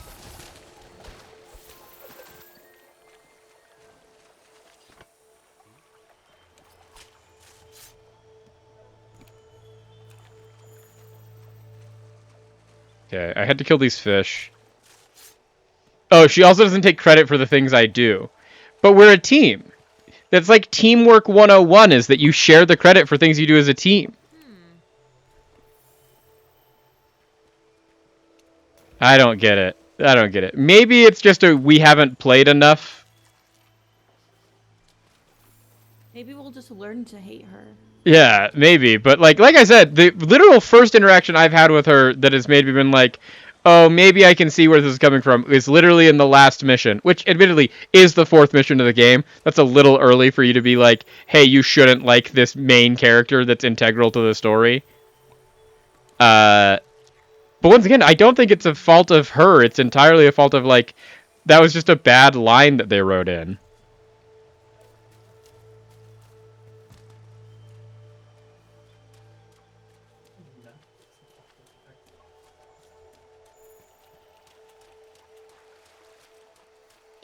Is that the scholar? What's that he's sitting next to? It looks like a Baroth? It does look like a Baroth, I agree. But it looks like it's at least partially dead.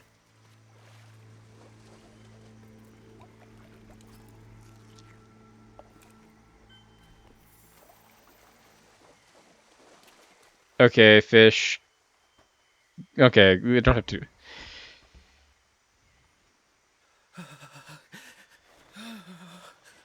God, don't let him find me. Don't let him find me. I don't like that there's a hymn that he doesn't want to be found by. Oh, I saw it. Oh, there's a whole bunch of just spikes. The Juratotus, that didn't kill the Baroth. It was, Don't love that. Don't love that. Don't love that jump scare that I just had. Die on this hill.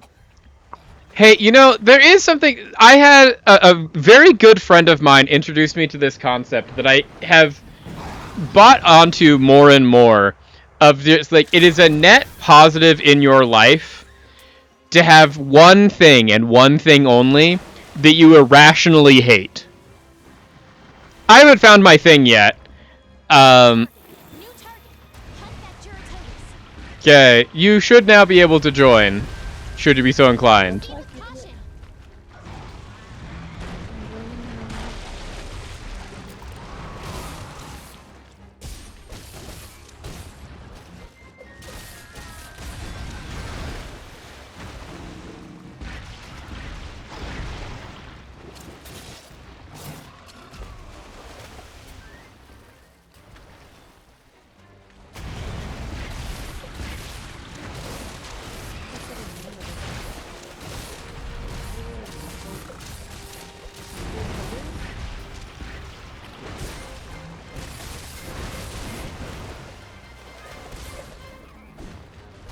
I don't really have time.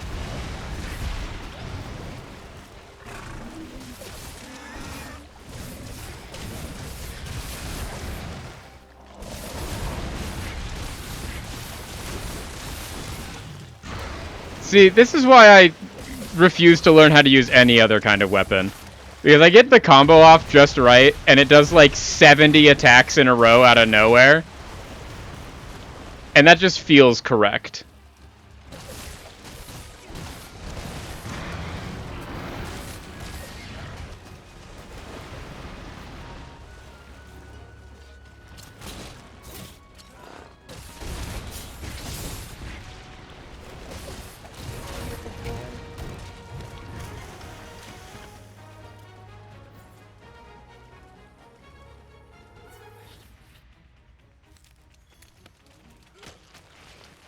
Well, that was on me. I just walked right into the sludge pile.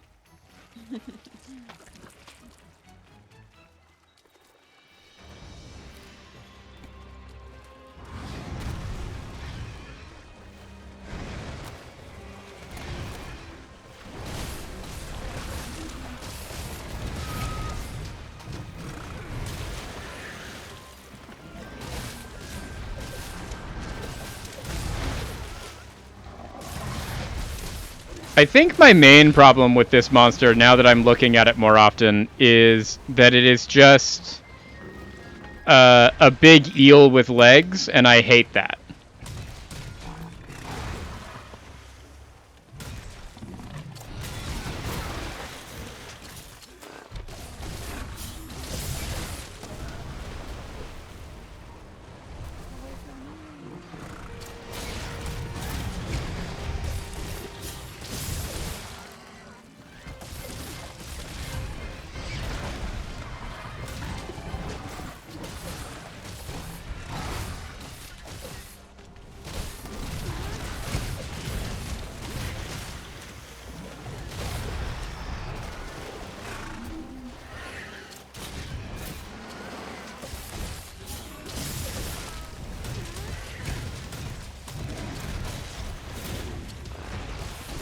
Oh, we're going for a ride. Okay.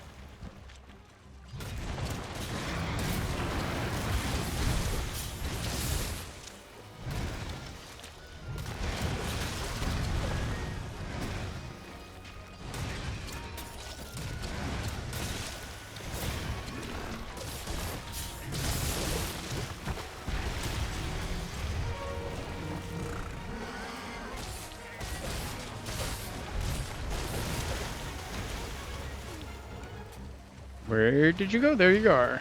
Okay. Stop running away from me. Run in. How dare you run away?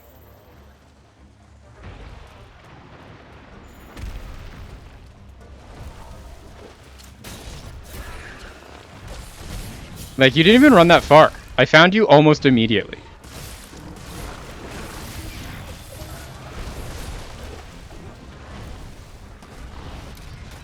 There we go. There we go.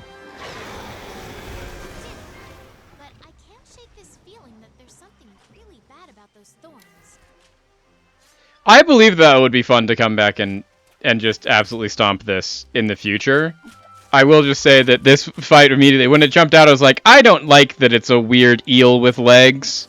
I already don't feel great about eels in general.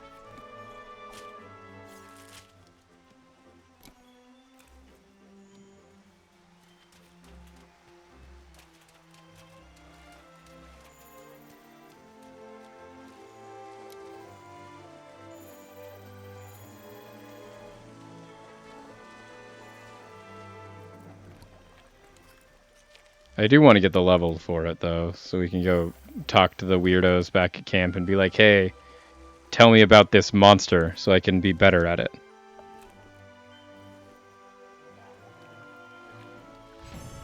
I assume a Mirewalker gem, Rat King, is something that makes it so they don't get stuck in that mud as often, and then I can have better movement. Because I agree, that would make that more fun. Not that this wasn't fun. This was fun. There we go. I may not know how to play this video game, but I do know how to play video games in general.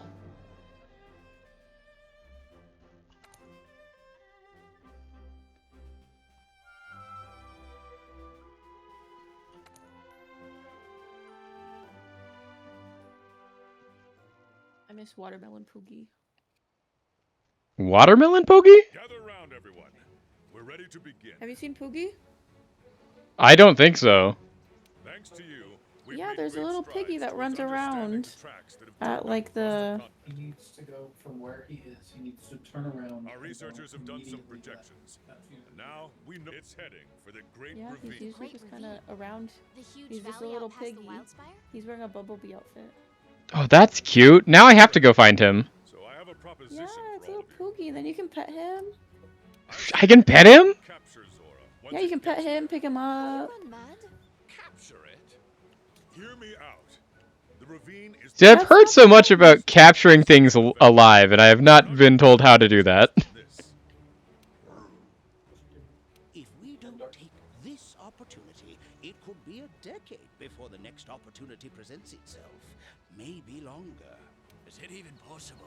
If I said it wasn't, would that stop you? No. Let's give it a go. With the fifth supporting us, our chances are as good as ever. Then it's settled. Before we send the Like an hunters out for the Oompa Loompa, capture, we need to just like secure Astera. An Anjanath has been active in the area.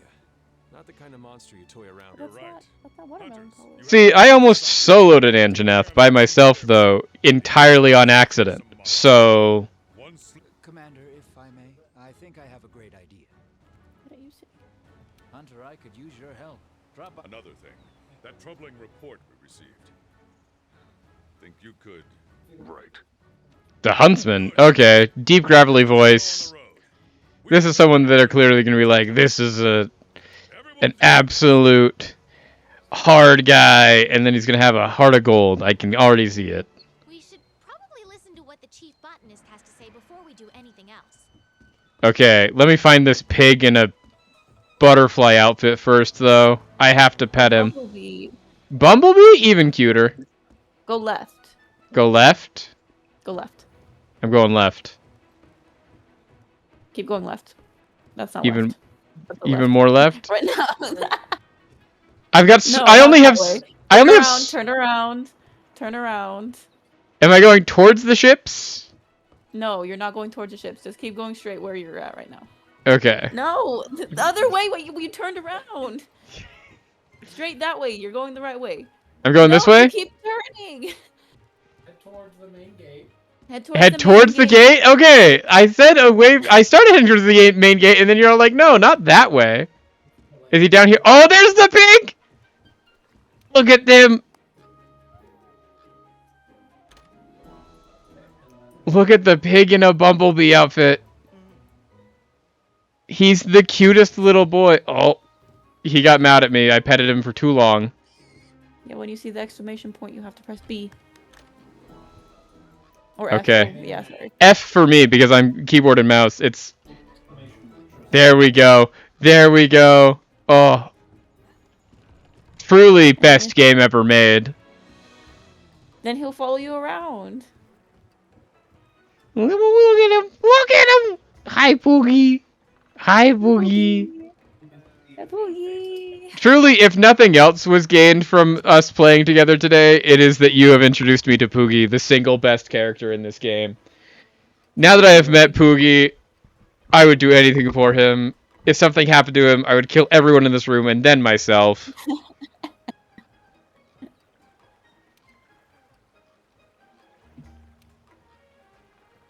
Tobi Kadachi in the forest has been thwarting all of our attempts to collect the materials. Ooh. A new specialized... Oh, they want to make ghillie suits? Okay. Make it so that monsters can't see you.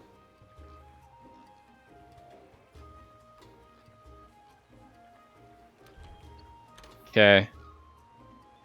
Our next assignment is to hunt Tobi Kadachi. We should be able to find it in the ancient forest. Okay. I'll go to the ancient forest.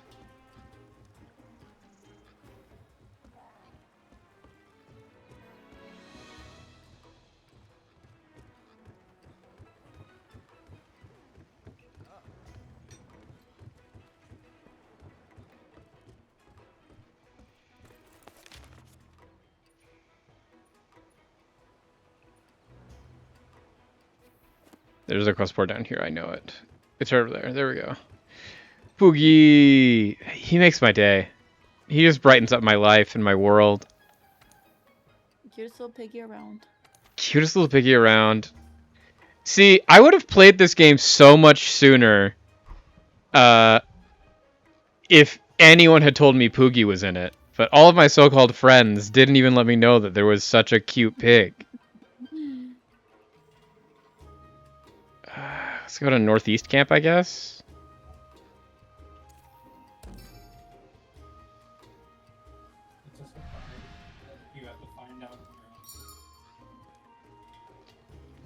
Okay, this looks like it's another one where I have to go start it on my own, and eventually at some point you will get to join. Behemoth and Dodohama are apparently the two cutest costumes for Poogie. I have only seen B Poogie, but I would die for B Poogie. I love watermelon Poogie. I am sad that I missed Watermelon Poogie. Truly and honestly. In order to use one of your specialized tools, you'll need to equip it from the item bar.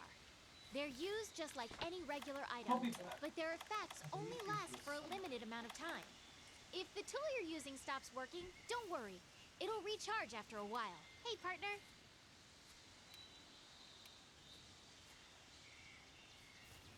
Okay, let's see if we can find this thing, or do we just have to start from absolute scratch? We have no idea where it could be. It looks like it's a fish of some kind, though, so I will head towards water.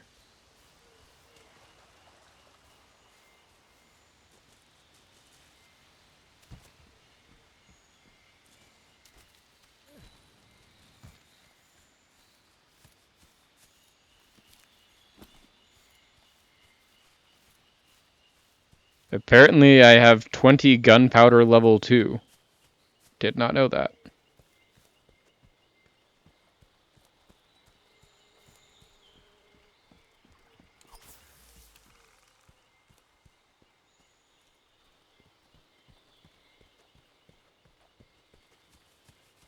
We also ran away from the sounds of water.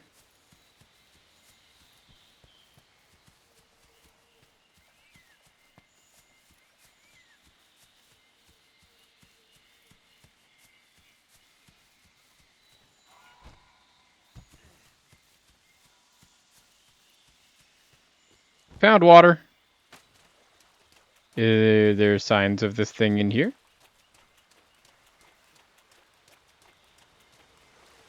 I just get the feeling that if I spend enough time in water, this thing that looks kind of like a weird eelfish, I will find it.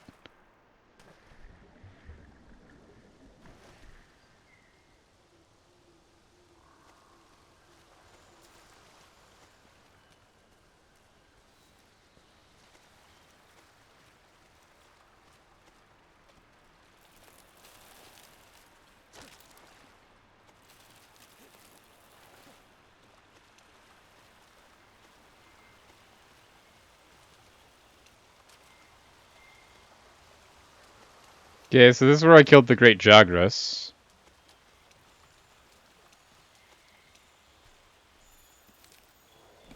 Oh. Finally footprints. I knew if I just followed water, I'd find it eventually. My scout flies don't want to hang out anymore because now we've picked a fight.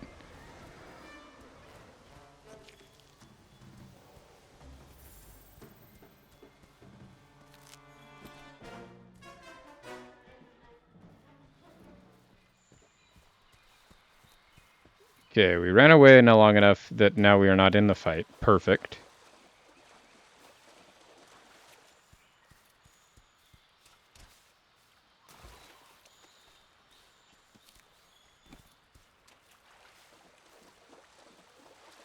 Maybe that was their way of saying, like, hey, we just gave you this cool new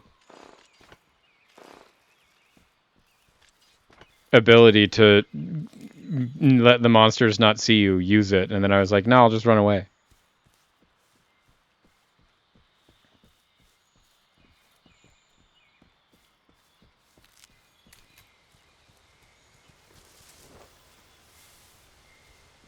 I've put on the ghillie suit. Hopefully that makes it so they don't see me for a minute.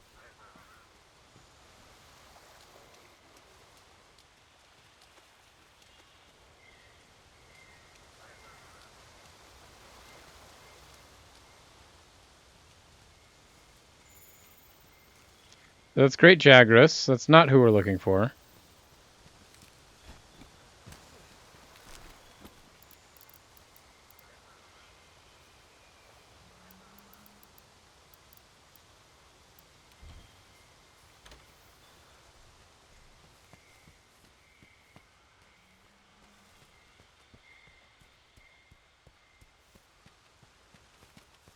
Now I found some footprints.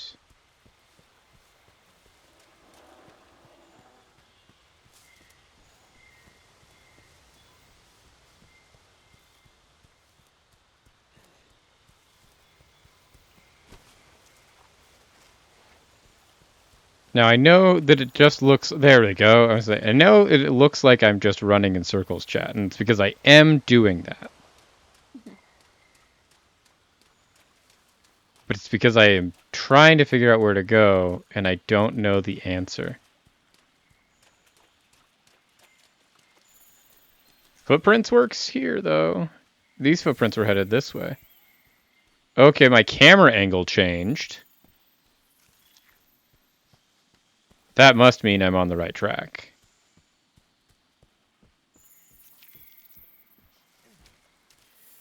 Okay, I will be entirely honest that I was not expecting to have to climb up a tree to hunt this thing that looks like an eel wolf. Once one of your specialized tools' effect has expired, What are we unequip fighting it. again? After it recharges, you So can we use can it actually again. use the lightning bit. We are going to be fighting a Toady whatever thingy. The Toby Kadachi. Toby Kadachi.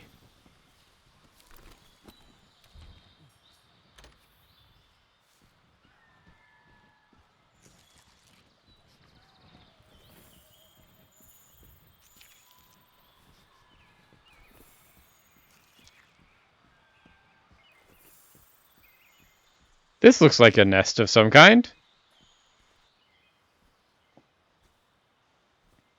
I feel like I found where I'm supposed to be.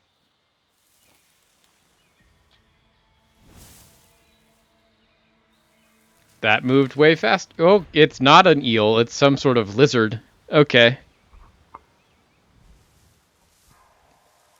Once again, great cinematography. Yep, that's a lizard. That's some sort of weird snake gecko if I've ever seen one.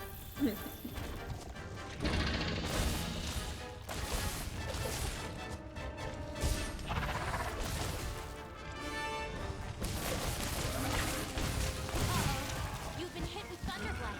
Be careful. You'll get stunned more easily now. Okay. You said a lot of words in that sentence, Handler, and I understood maybe one of them.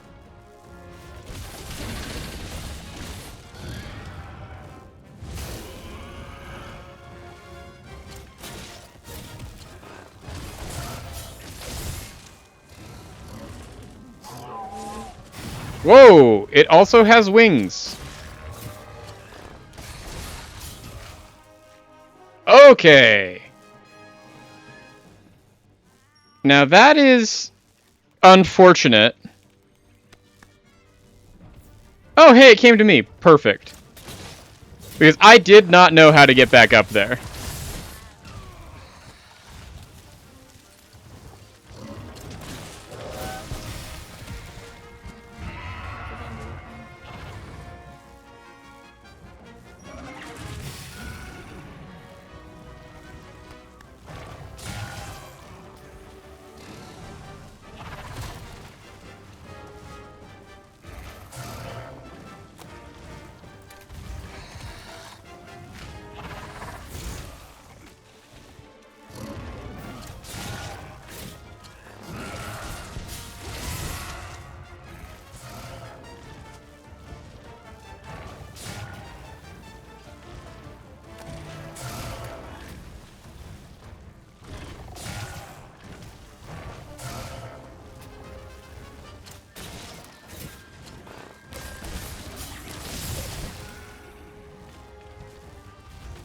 Hello!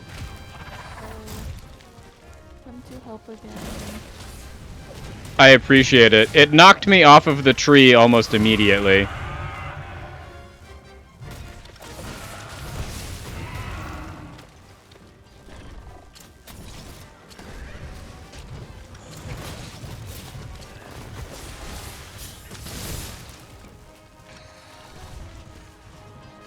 His arm's pretty cool.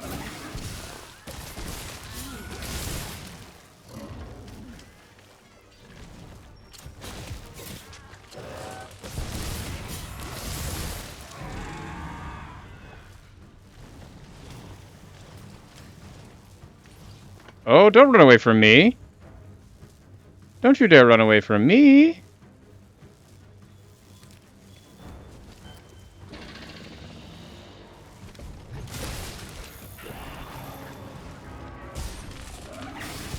Oh, hey. You can fight each other if you'd like. I'm okay with that.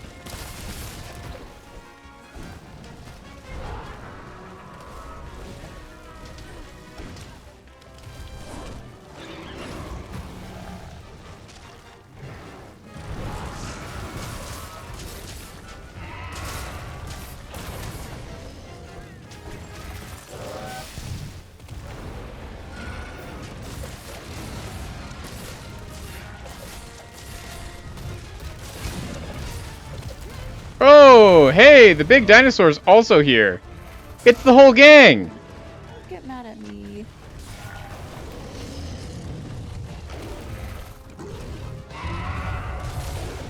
We're gonna fight it out. Monsters are fighting each other? We can use this to our advantage.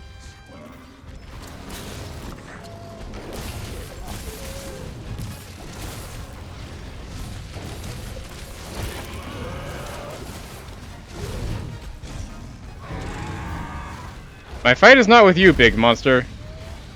It is with the smaller monster next to you.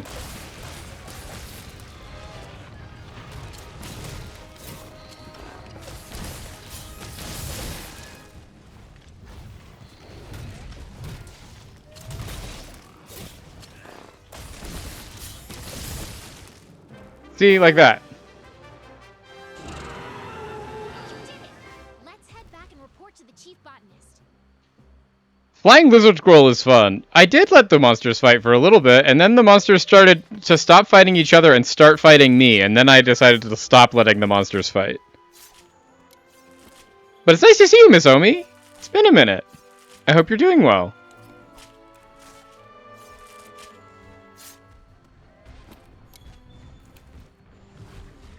Oh, big monster's leaving.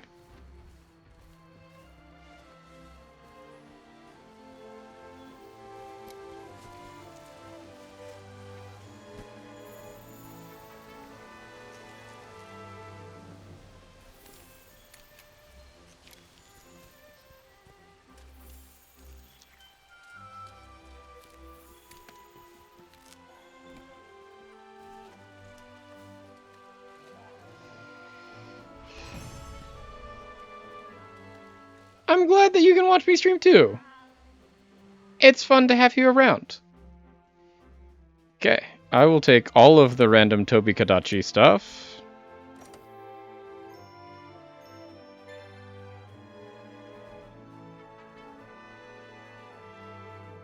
The canteen was upgraded. What?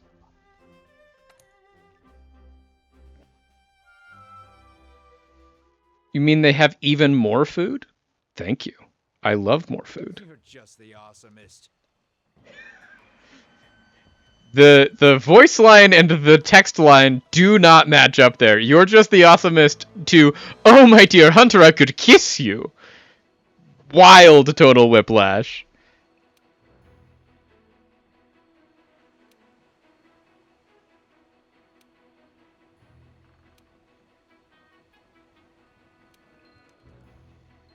Hunters of the 5th, come see me.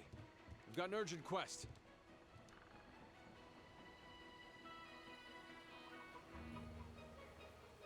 What does this ancient tree of wisdom have to say?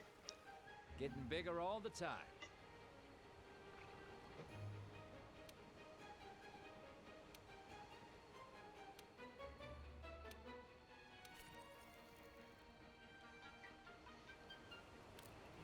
Oh, well, that would require me to know how to actually use any of these plants, mushrooms, and things that I have been gathering.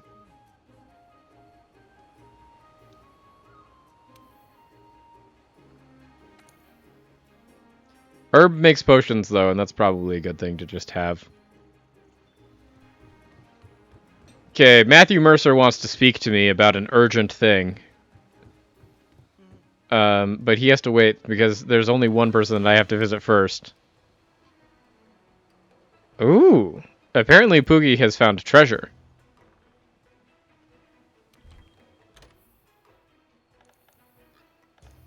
Oh, I can change its clothes? Mm-hmm. I like Buzzy Bee. We'll keep it on B for now.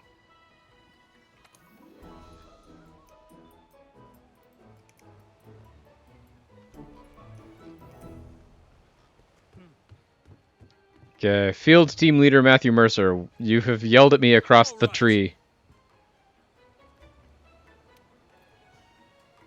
Oh, we have to go kill the Anjanath. Okay.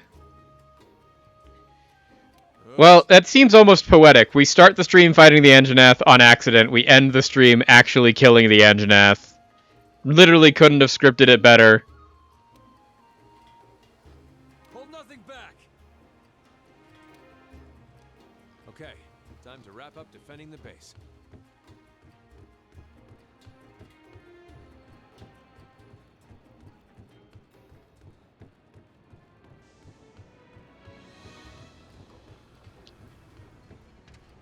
Now I remember why I never take the stairs. It's just so much longer than it needed to be.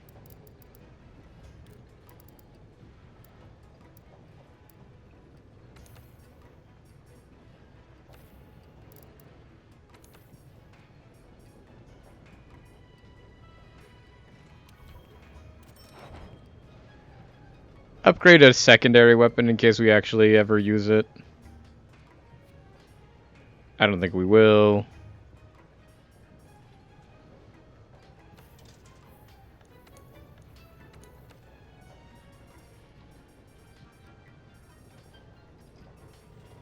apparently I can craft all of this set.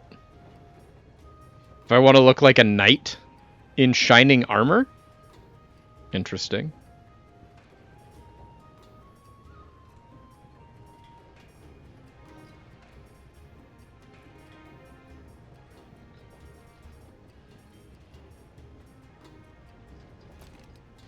Oh, that's crazy. That looks funny. Yeah, this is just like a knight. Okay, so what I'm putting together, Abby, is that no matter what, all of my armor looks way less cool than your armor. Agreed, Rat King. I probably don't have everything. Like, since this is like 4 malachite ore just for this helmet, and then it's 3 for this one. So, like, I could craft 2 pieces if I craft 2 of the things that are 3s. It also takes my earth crystals, but it's like, oh, interesting. You do have cooler monsters to fight, but it's also like every single one of the things that I have looked at, even if I don't have the cooler monsters to fight, just like make me look like the same, like I look like a Dorito man.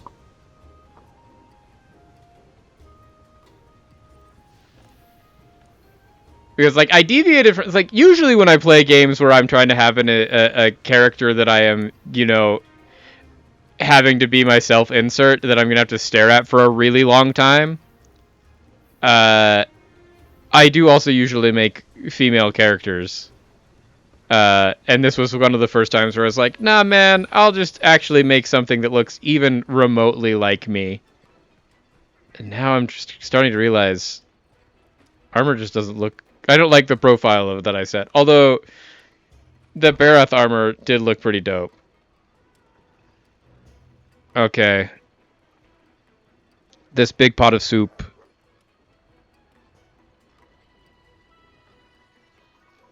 What does the muscular chef have to say to me?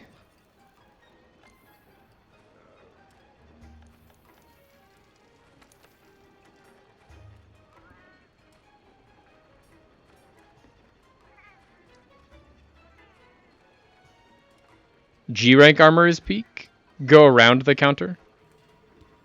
I don't know if you can switch. That's the thing to figure out at some point.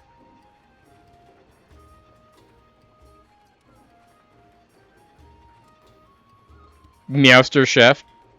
But he's been introduced to me as Meowscular Chef. We're gonna eat something. Only with a character edit voucher. That sounds like something I have to pay money for. Oh, you get 1 for free? Okay. Potentially we'll do that. But we're gonna stick with the character we've got for a while here.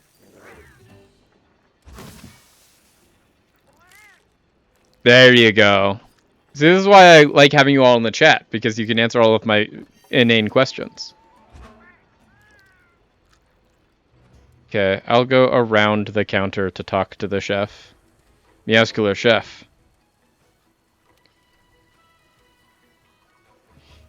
Whatever max gains. Love this.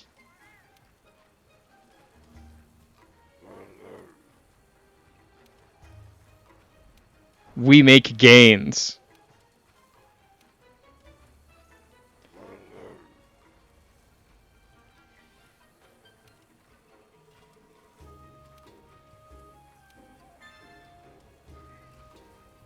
$20 gourmet shroom caps.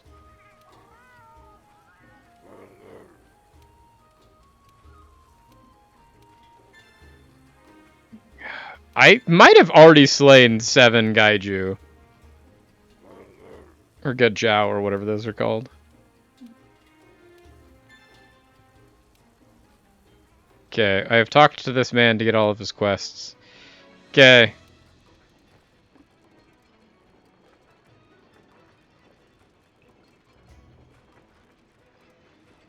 We got this.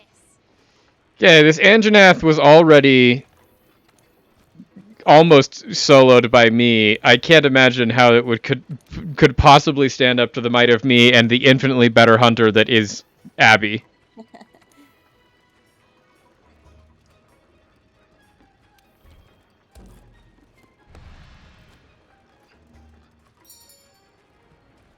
Okay, similar to everything apparently, this is going to be one of those where I have to start it and then eventually you will be able to join me. So I'll try to get to the point where you can join me as fast as possible. And not do donuts getting lost. Because I think this will probably be the last one, maybe one more after this, for me tonight. I don't know what your schedule was looking like, but... Yeah, I'm good whenever you are. Yeah. I just am trying to not be now that I have, even if it's extremely part-time, a job, I'm trying to be less of an absolute degenerate about staying up late. And so I don't really want to play past 10:30, but it also depends on like how long this actually takes to do. Mm-hmm. Oh, see, this is the other thing that I saw that I wanted to see again. This is the pig that I thought you were talking about. This little moss pig. Yeah. Hi, pig. Since, like, he also looks very cute. Okay, so... I remember that I found this guy in a cave at one point. The question is, how do I find that cave that I found him in?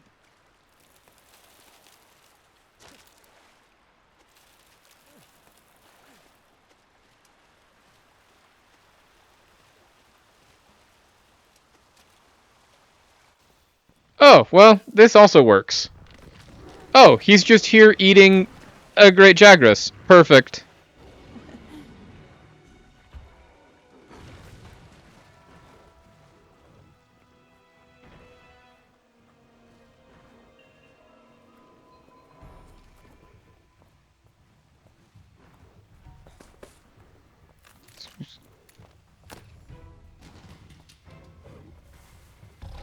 Draw its attention.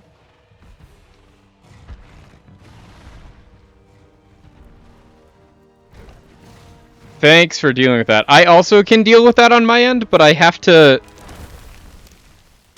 tab out of the game, and I didn't want to do that. Thanks for getting that for me, Rat King.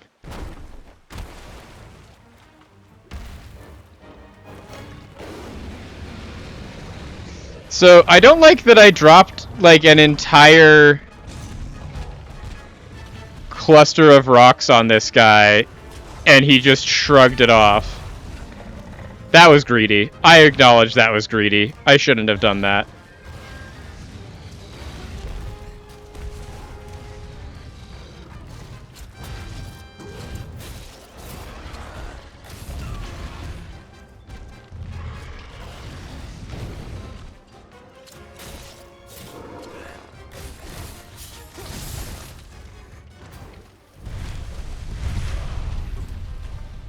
Needed to roll one more time there.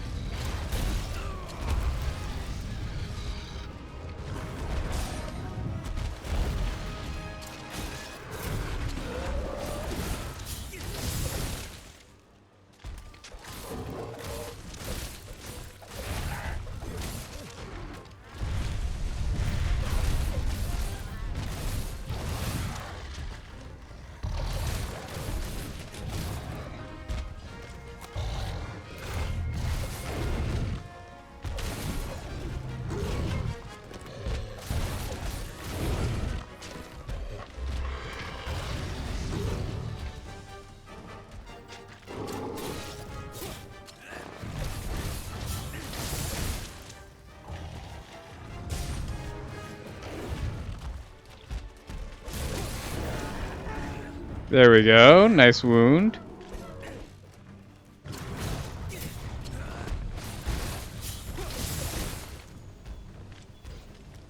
You get back here. I'm not done with you.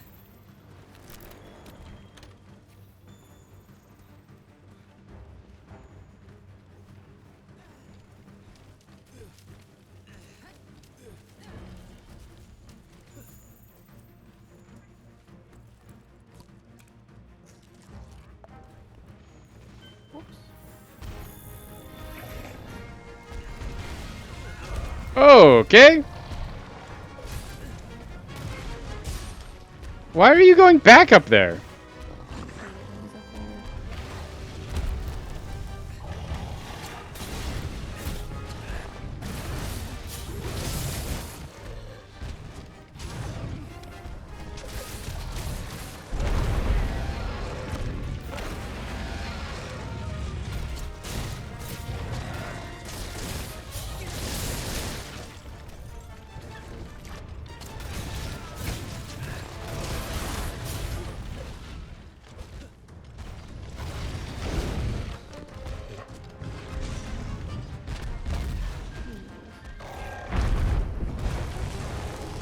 Oh, the frills are out.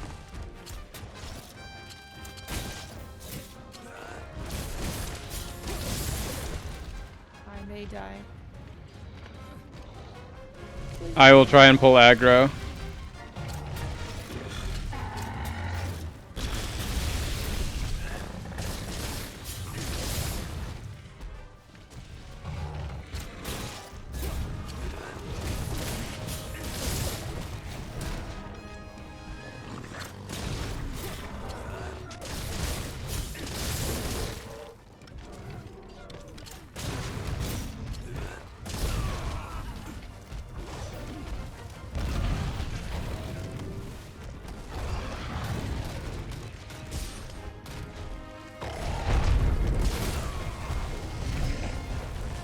That was a bad mistake on my part.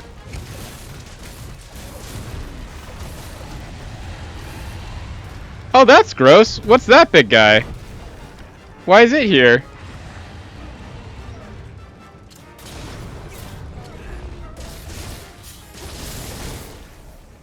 Also, I should roll around so I can stop being on fire.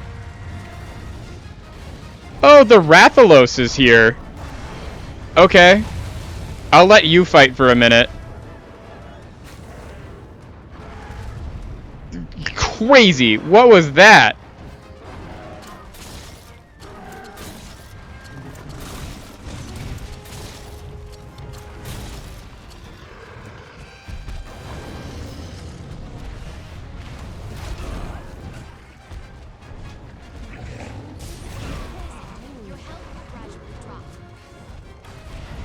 Apparently, I got poisoned.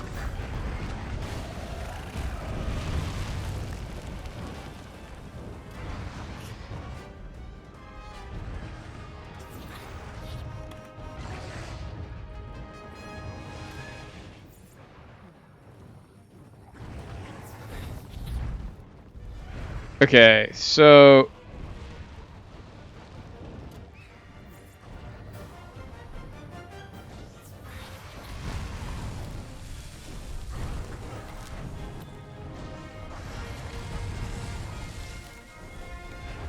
I'm trying to find where this Anjanth went. Because this Rathalos is just trying to eat me. And that is not what I'm here to fight. There he is. I found him. There we go.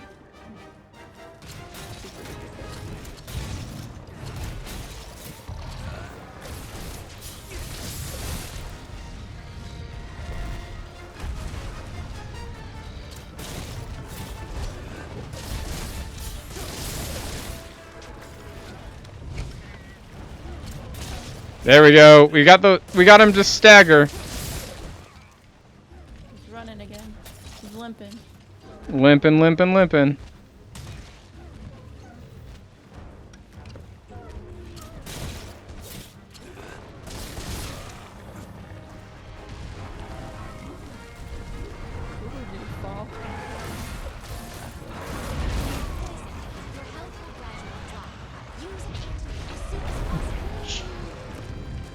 Okay, stop fighting me.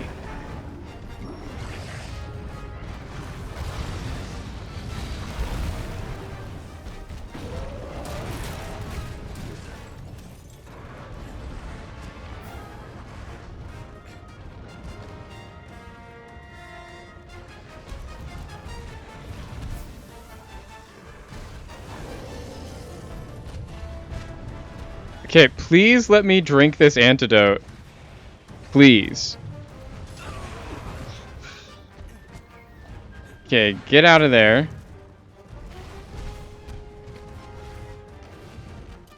I have been interrupted from drinking this same antidote like 7 times.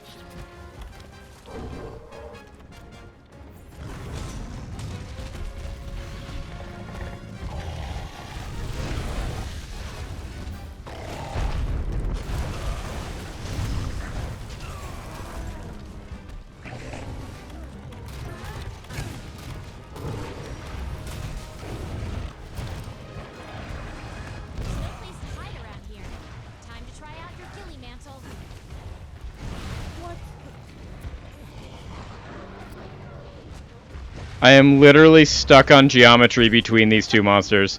There we go. Got out, got out, got out. Oh. Don't try to engage a monster when your health is low. It's smarter to focus on healing. Jeez.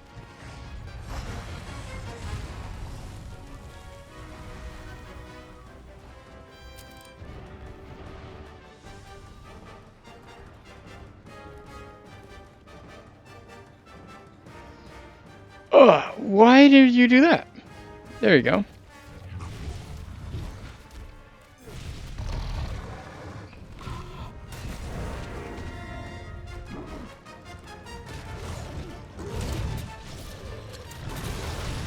There we go. I'm back. I was back.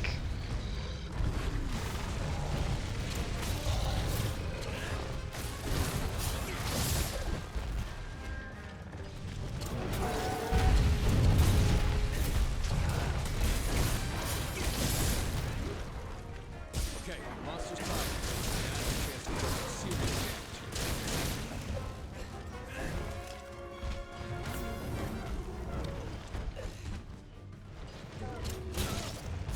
Actually die this time, please. There we go. Oh my goodness. Good work. Now that Oh. we can focus our attention towards capturing Zora Magdaros. That was... The engine up So- on her isn't that bad either. So the thing is like, that was somehow harder than when I was just, like, trying to solo it when I wasn't supposed to be fighting an Anjan. And I think it was entirely because in the scripted fight it made the Rathalos appear, and then the Rathalos just kept, like, poisoning me and sticking me in places that I had no reason being. And that was the real annoying part of this.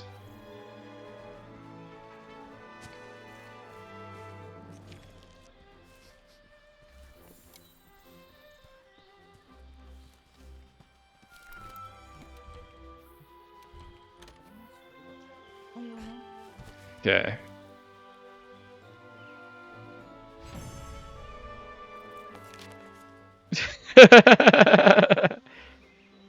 Well, I appreciate your discretion. That also makes sense. That also makes sense, Kentetsu. I also appreciate your discretion, Midnight Campaign.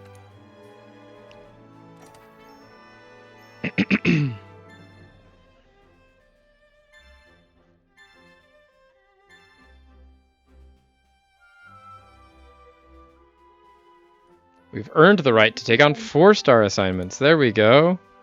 I think I'm ready to call it for tonight. Sounds good. I am also pretty ready to call it for tonight. Thanks for playing with me, Abby. It's been a lot of fun. It was a lot of fun.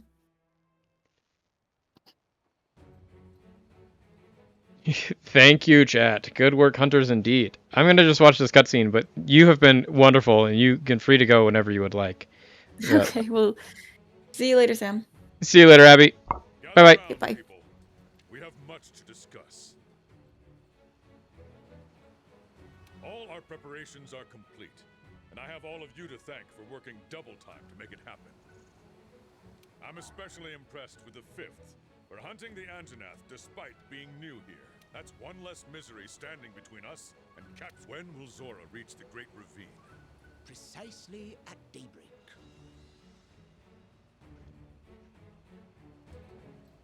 Yeah, sure, we can do that. I think I'm going to be hopping off here in a second from stream, and so we can just hop in that pretty soon. I just want to watch through this cutscene, I think. Our hunters will rendezvous on Because definitely now that I'm like, hey, we have to go do this Zora Madra capture, I'm like, I definitely don't want to do that right now on my own. built 2 barriers in the target's path. Your objective is to stop it at the first barrier, initially wearing it down with cannon and ballista. However, there is a chance it will break through. If so, we'll initiate the mounting phase of the operation. During this phase, we'll attempt to weaken it further, so that we'll have a better chance of restraining it at the second barrier. Make sure you hammer it as much as possible with cannons and ballista. They're there for a reason. Affirmative, sir.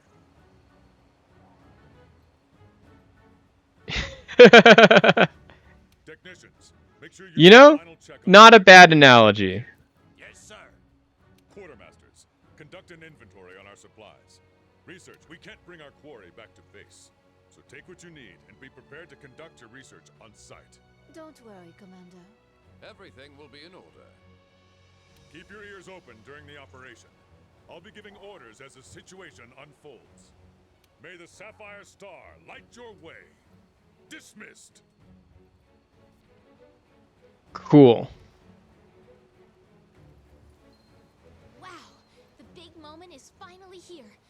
I'm shaking up a storm here. How about you? Okay, we're gonna do the most important things here to end up the stream. We're gonna talk to Poogie.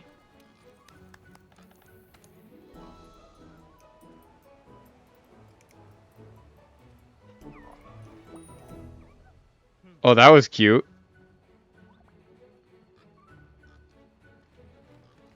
Let's turn in some stuff. Full steam ahead. Beat it a bounty. There we go. Don't think we need to do that limited bounty.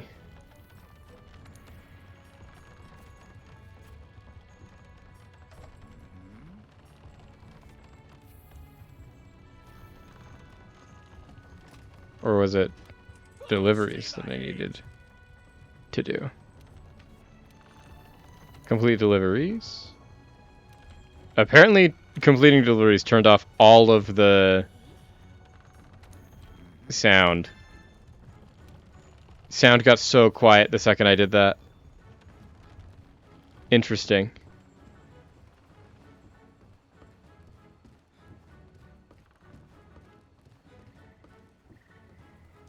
Let's get the lead out. Hurry back now.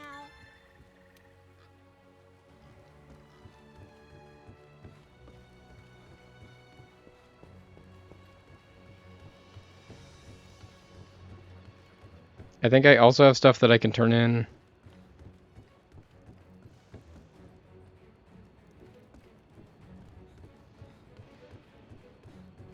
Fair enough. It's probably just a thing that we're going to have to do off stream, adding people into all of the guilds and getting that all set up. But the great thing about being friends with all of you is that I see you all very frequently.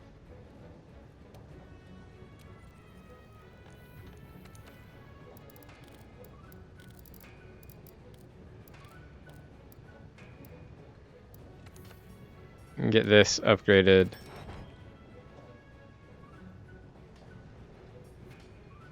And just because I know you're here and watching Midnight Campaign, and you are the ultimate propagandist in this, I will make the Sword and Shield.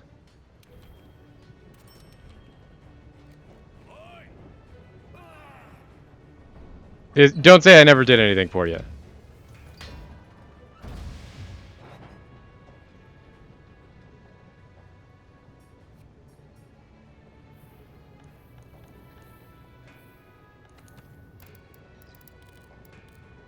We now have the Sword and Shield. I'll even upgrade the Sword and Shield now that I have all these Anjanth scales.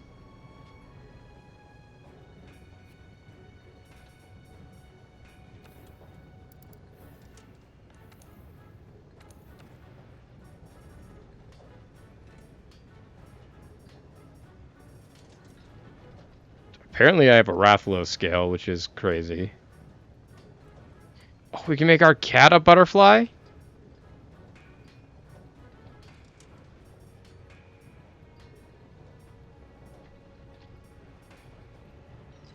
What does he look like as an Anjanth? Oh, that's so cute! Our cat is so cute!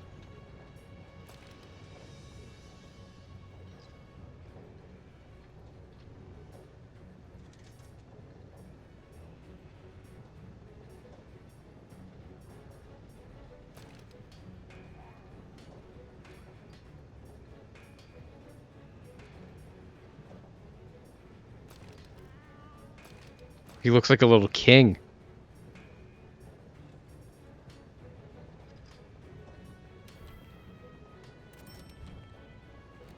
We're gonna make him a little king.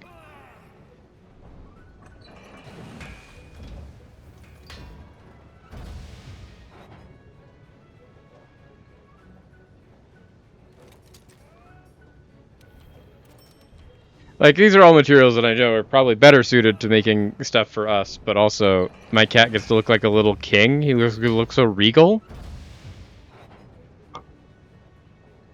It's perfect.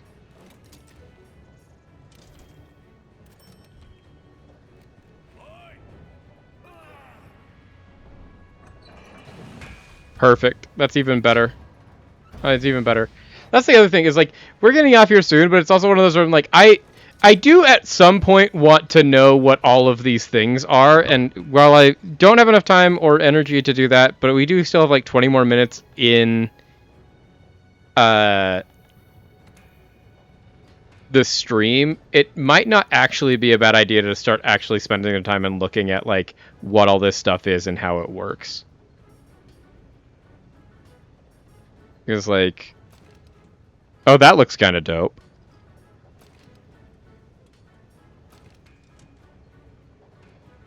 Oh yeah, this is why people put 1,000 hours into it. I 100% agree and I can understand.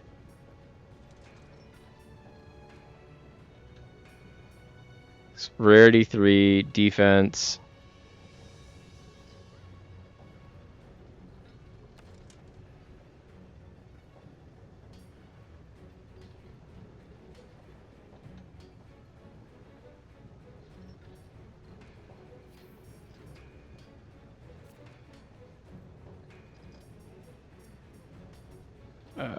I can't compare this with the armor I'm wearing.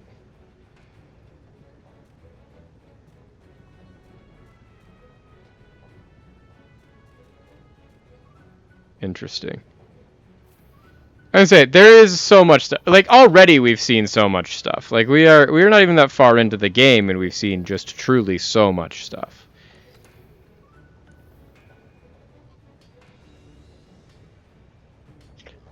Warner Fekadai, yes, they have. They have told me that, and I came to that the idea on my own as well.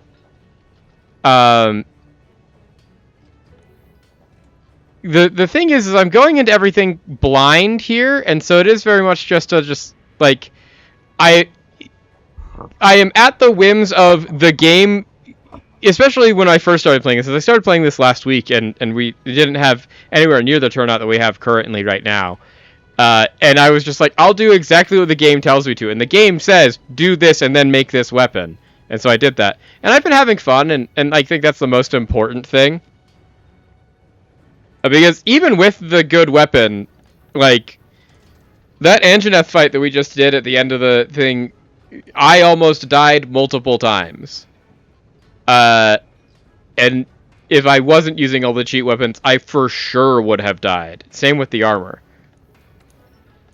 But it is also just like, we're still trying to learn, and eventually we will probably use other things. But we have been informed.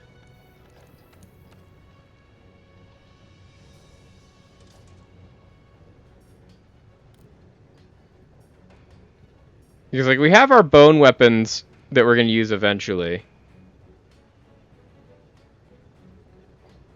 Yeah, the game definitely did not clarify that at all. They just said like, hey,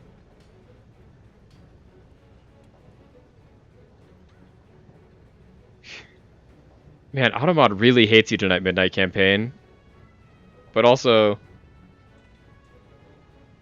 exactly. And if we're cutting out the idea of having to just go farm a whole bunch, because I don't think that it just didn't like butt for some reason, which I'm like, that's maybe a little too stringent of an auto mod. What I'm seeing mainly from these is it's just like, as far as streaming the game goes, streaming me farming, especially early game stuff like we're doing right now, is probably not actually any fun to watch. And I only play this game on stream.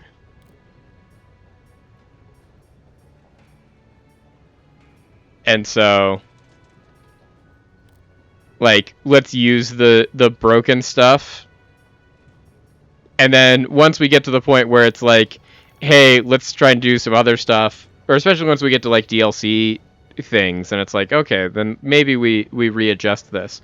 But I do appreciate the heads up And I do agree. Like, it didn't clarify that at all, but it did become almost immediately apparent.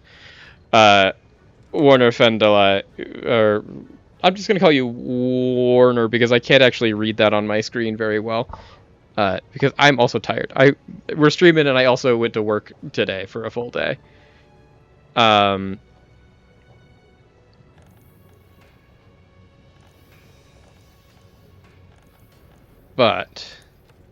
I am interested in these hammers.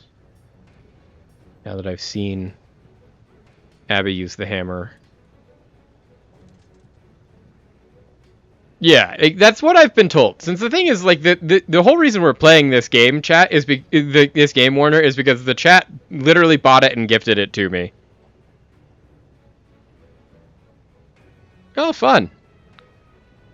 Once again, I'm going in entirely blind. I have not played the game. I watched none of those. We're literally playing this just because the stream audience, when it went on sale like a month ago, gifted it to me and were like, hey, you should play this. And that's why I was like, okay, cool, I'll play this, because I wanted to play a game that helped us build a community and let the community watch as I do this. And I'm trying not to look at anything. Oh, not Dual Blades. We're talking about Defender.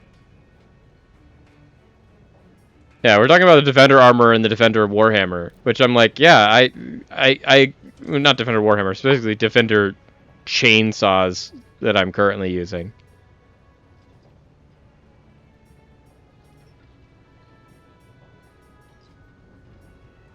Oh, is that what it is? Oh, these trees are starting to make sense to me. I think I'm learning, chat, and that's dangerous. Exactly. That person really did want me to play this amazing game, and I'm having a ton of fun doing it.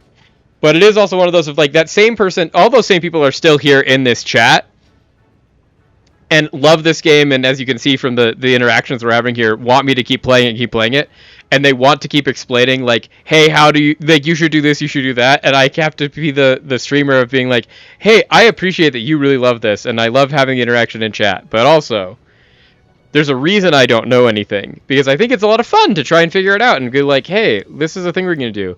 One of the things that you missed, Warner, is how we opened the stream was literally me just trying to find the ancient tree camp. And then I stumbled into an Anjanath, and I was like, you know what? I'm just going to go fight this thing. And we almost killed it, which would have been really fun. I didn't because it ran away. I appreciate that, Gantetsu, because I think that was a rite of passage if I did just need to wander around.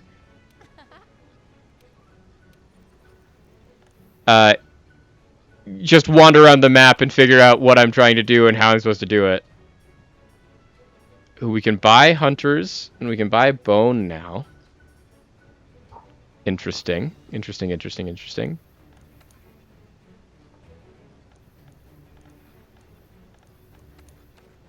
I mean, that's the thing, is, like, I don't even think the map is bad. I just think I am still so new that I don't know what I'm doing, that makes the map harder to interact with. Okay, so I think the last thing that I want to figure out how to do today is, I know that we have all of these things that we can use to, like, all these materials we're gathering that we can use to make things. And, like, the most apparent one is, obviously, you can use materials to make weapons and armor. Like, that one I've got down. I understand that kind of intrinsically. The next question is, like, all of these other things that I keep.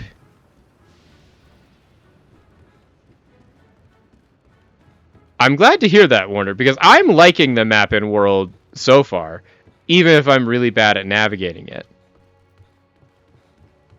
I agree. In this phase of progression is to figure out what weapons I want to do. The thing is very much of, like, I am genuinely enjoying the gameplay loop of dual blades, and I do think that I would like to keep using dual blades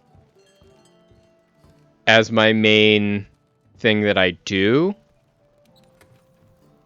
Oh, this is what I was looking for. This is what I wanted. How do I craft things?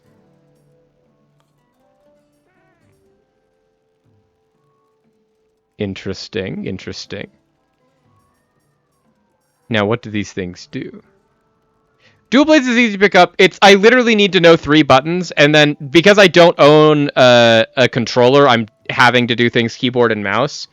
And the one thing that I do really like about keyboard and mouse is on my specific mouse, the combo for dual blades that is like left click, and then dual left click, right click. I have a button on my mouse that is just one click of that button, and it does the left right click at the same time, which is really nice. So like that's the main thing that I like the most about the dual blades right now is like it's easy to pick up, it's really easy for my keybinds and for my mapping. I know the progressions, I know how it works. I wouldn't know that as well on anything else.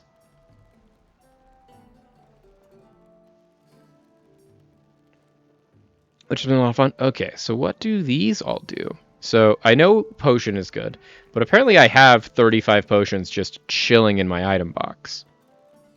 Mega potions is something that I wanted to get so that I could make... I needed this for a quest, I think, at some point.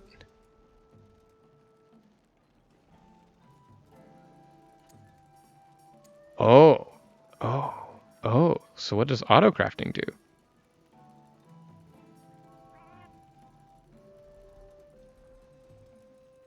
Boosts stamina, shakes off sleep. Maximum health level increase? I don't hate that.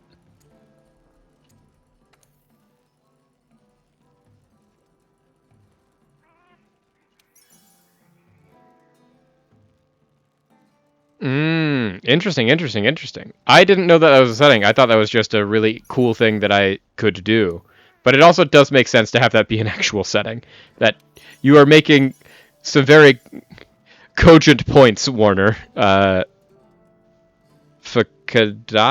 I think it's Fekadai.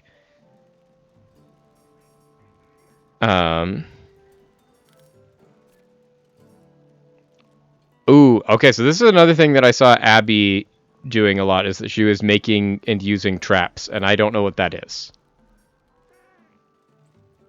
I also don't need arrow coatings, because the one thing that I do know from having done a whole bunch of weapon testing on the first stream is that I am not a bow gun person. That's not who we are here at the stream.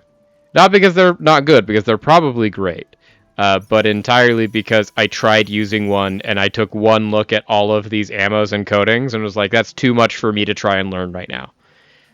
We just got done having the conversation of the only thing that I know how to do is dual blade, because it's exactly 3 buttons that I need to learn how to press, and it's the button that lets me go into demon mode, left click, and then the button that does left click and right click at the same time.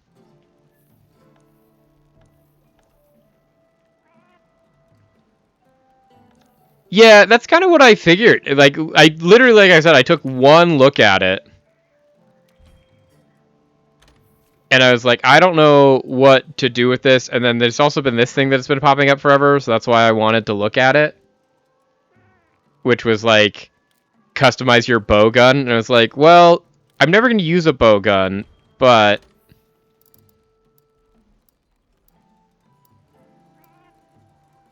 I know you can custom. Yeah, like this this is the kind of thing that in the abstract looking at this, I know that if never say never, I will take that back. Midnight campaign. At some point I may do this. But like looking at this is one of those things where I'm like, when I inevitably get really into this game, because I do really like the chat having provided this for me and I'm having a really good time playing this. And it is being really, really fun. It is very much one of those where I'm like, just looking at it as like, at my current knowledge level. Yeah, exactly. At my current knowledge level, this is just daunting. This is just like, oh, this is too much information and I don't know what to do with it. Once I know more about the game and how things work, this is the level of like customization and grittiness and like number crunchiness in a game like this that I would absolutely love. But at this moment in time, I'm like, I don't even know what in the world any of this means. This is all just kind of meaningless to me.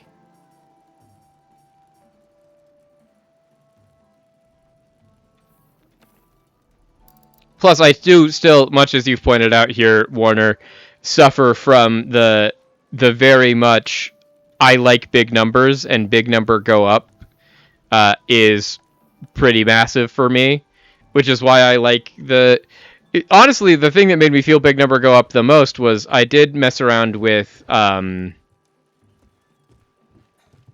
great swords for a minute, and I really like the big number go up from great swords, but I don't like how slow I am when I use a great sword. Was the main takeaway there.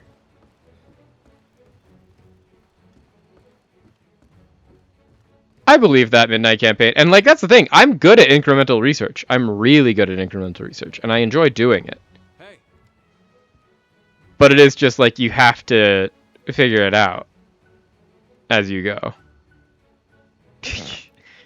See, this is the other thing you get to learn about the chat, Warner, and when we hope to see you around and that you can come back and join us. We do Monster Hunter every Friday evening. Is we've got Gantetsu here, who is a great sword propagandist, and we've got Midnight Campaign, who is a sword and shield propagandist, and we have Rat King, who is the person who gifted us the game and is a dual sword propagandist. So we've got a lot of propaganda in the chat.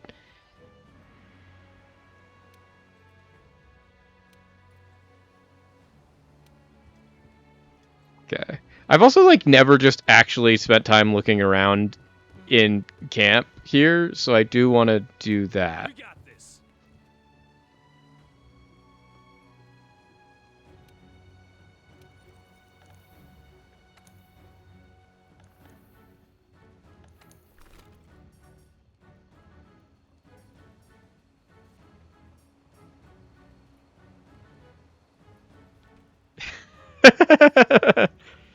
I do love the...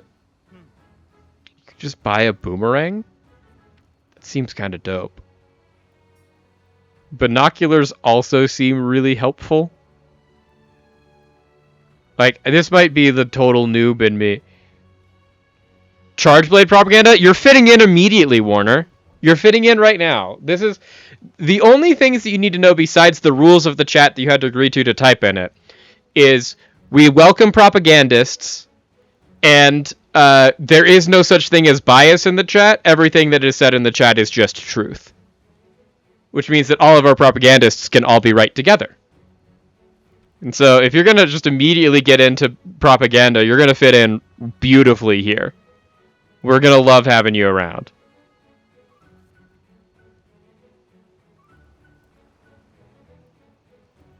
Even if it is incorrect, I'm going to buy these binoculars. Because I feel like having them is going to be helpful, just because I need to see things. If my glasses don't give away, I have a hard time see things. And so having a thing in-game that's like, oh, I see things far away, going to be very helpful.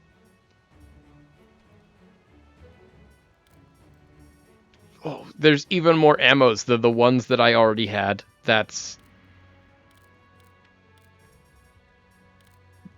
terrifying.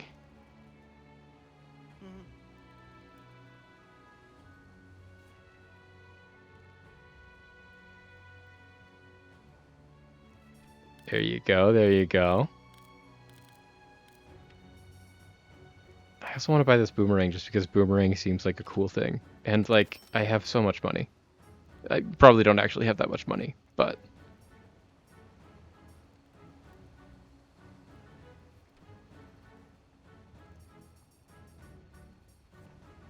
Okay.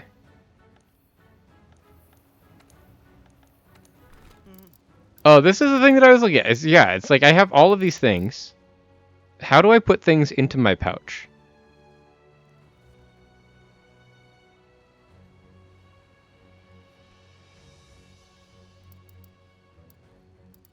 Okay, so this is the question. This is the last thing I do today on stream, is I learn how to take things out of my pouch and put them into my box.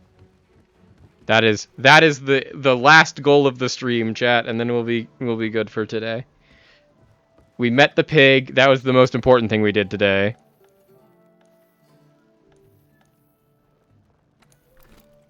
This is how you do it. Okay.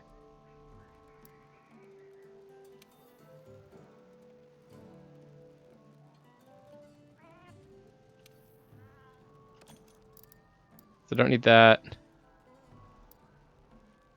We can move these. Move the spider web. Take those. Take those.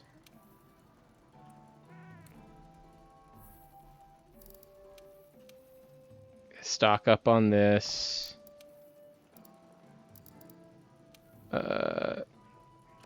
Store all this stuff that we just have laying around.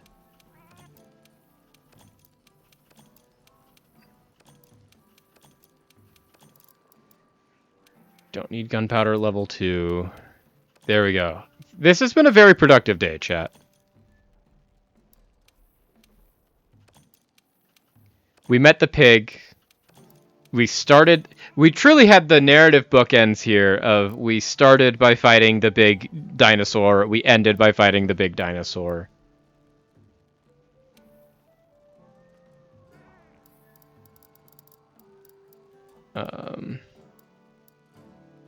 I will take the raw meat back, I think.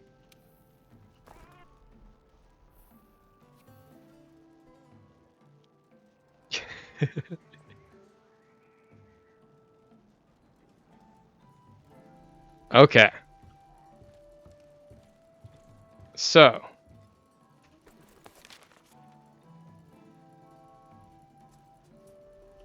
Think what we have left to do is we have the Wildspire Waste that we know we have to go to and do.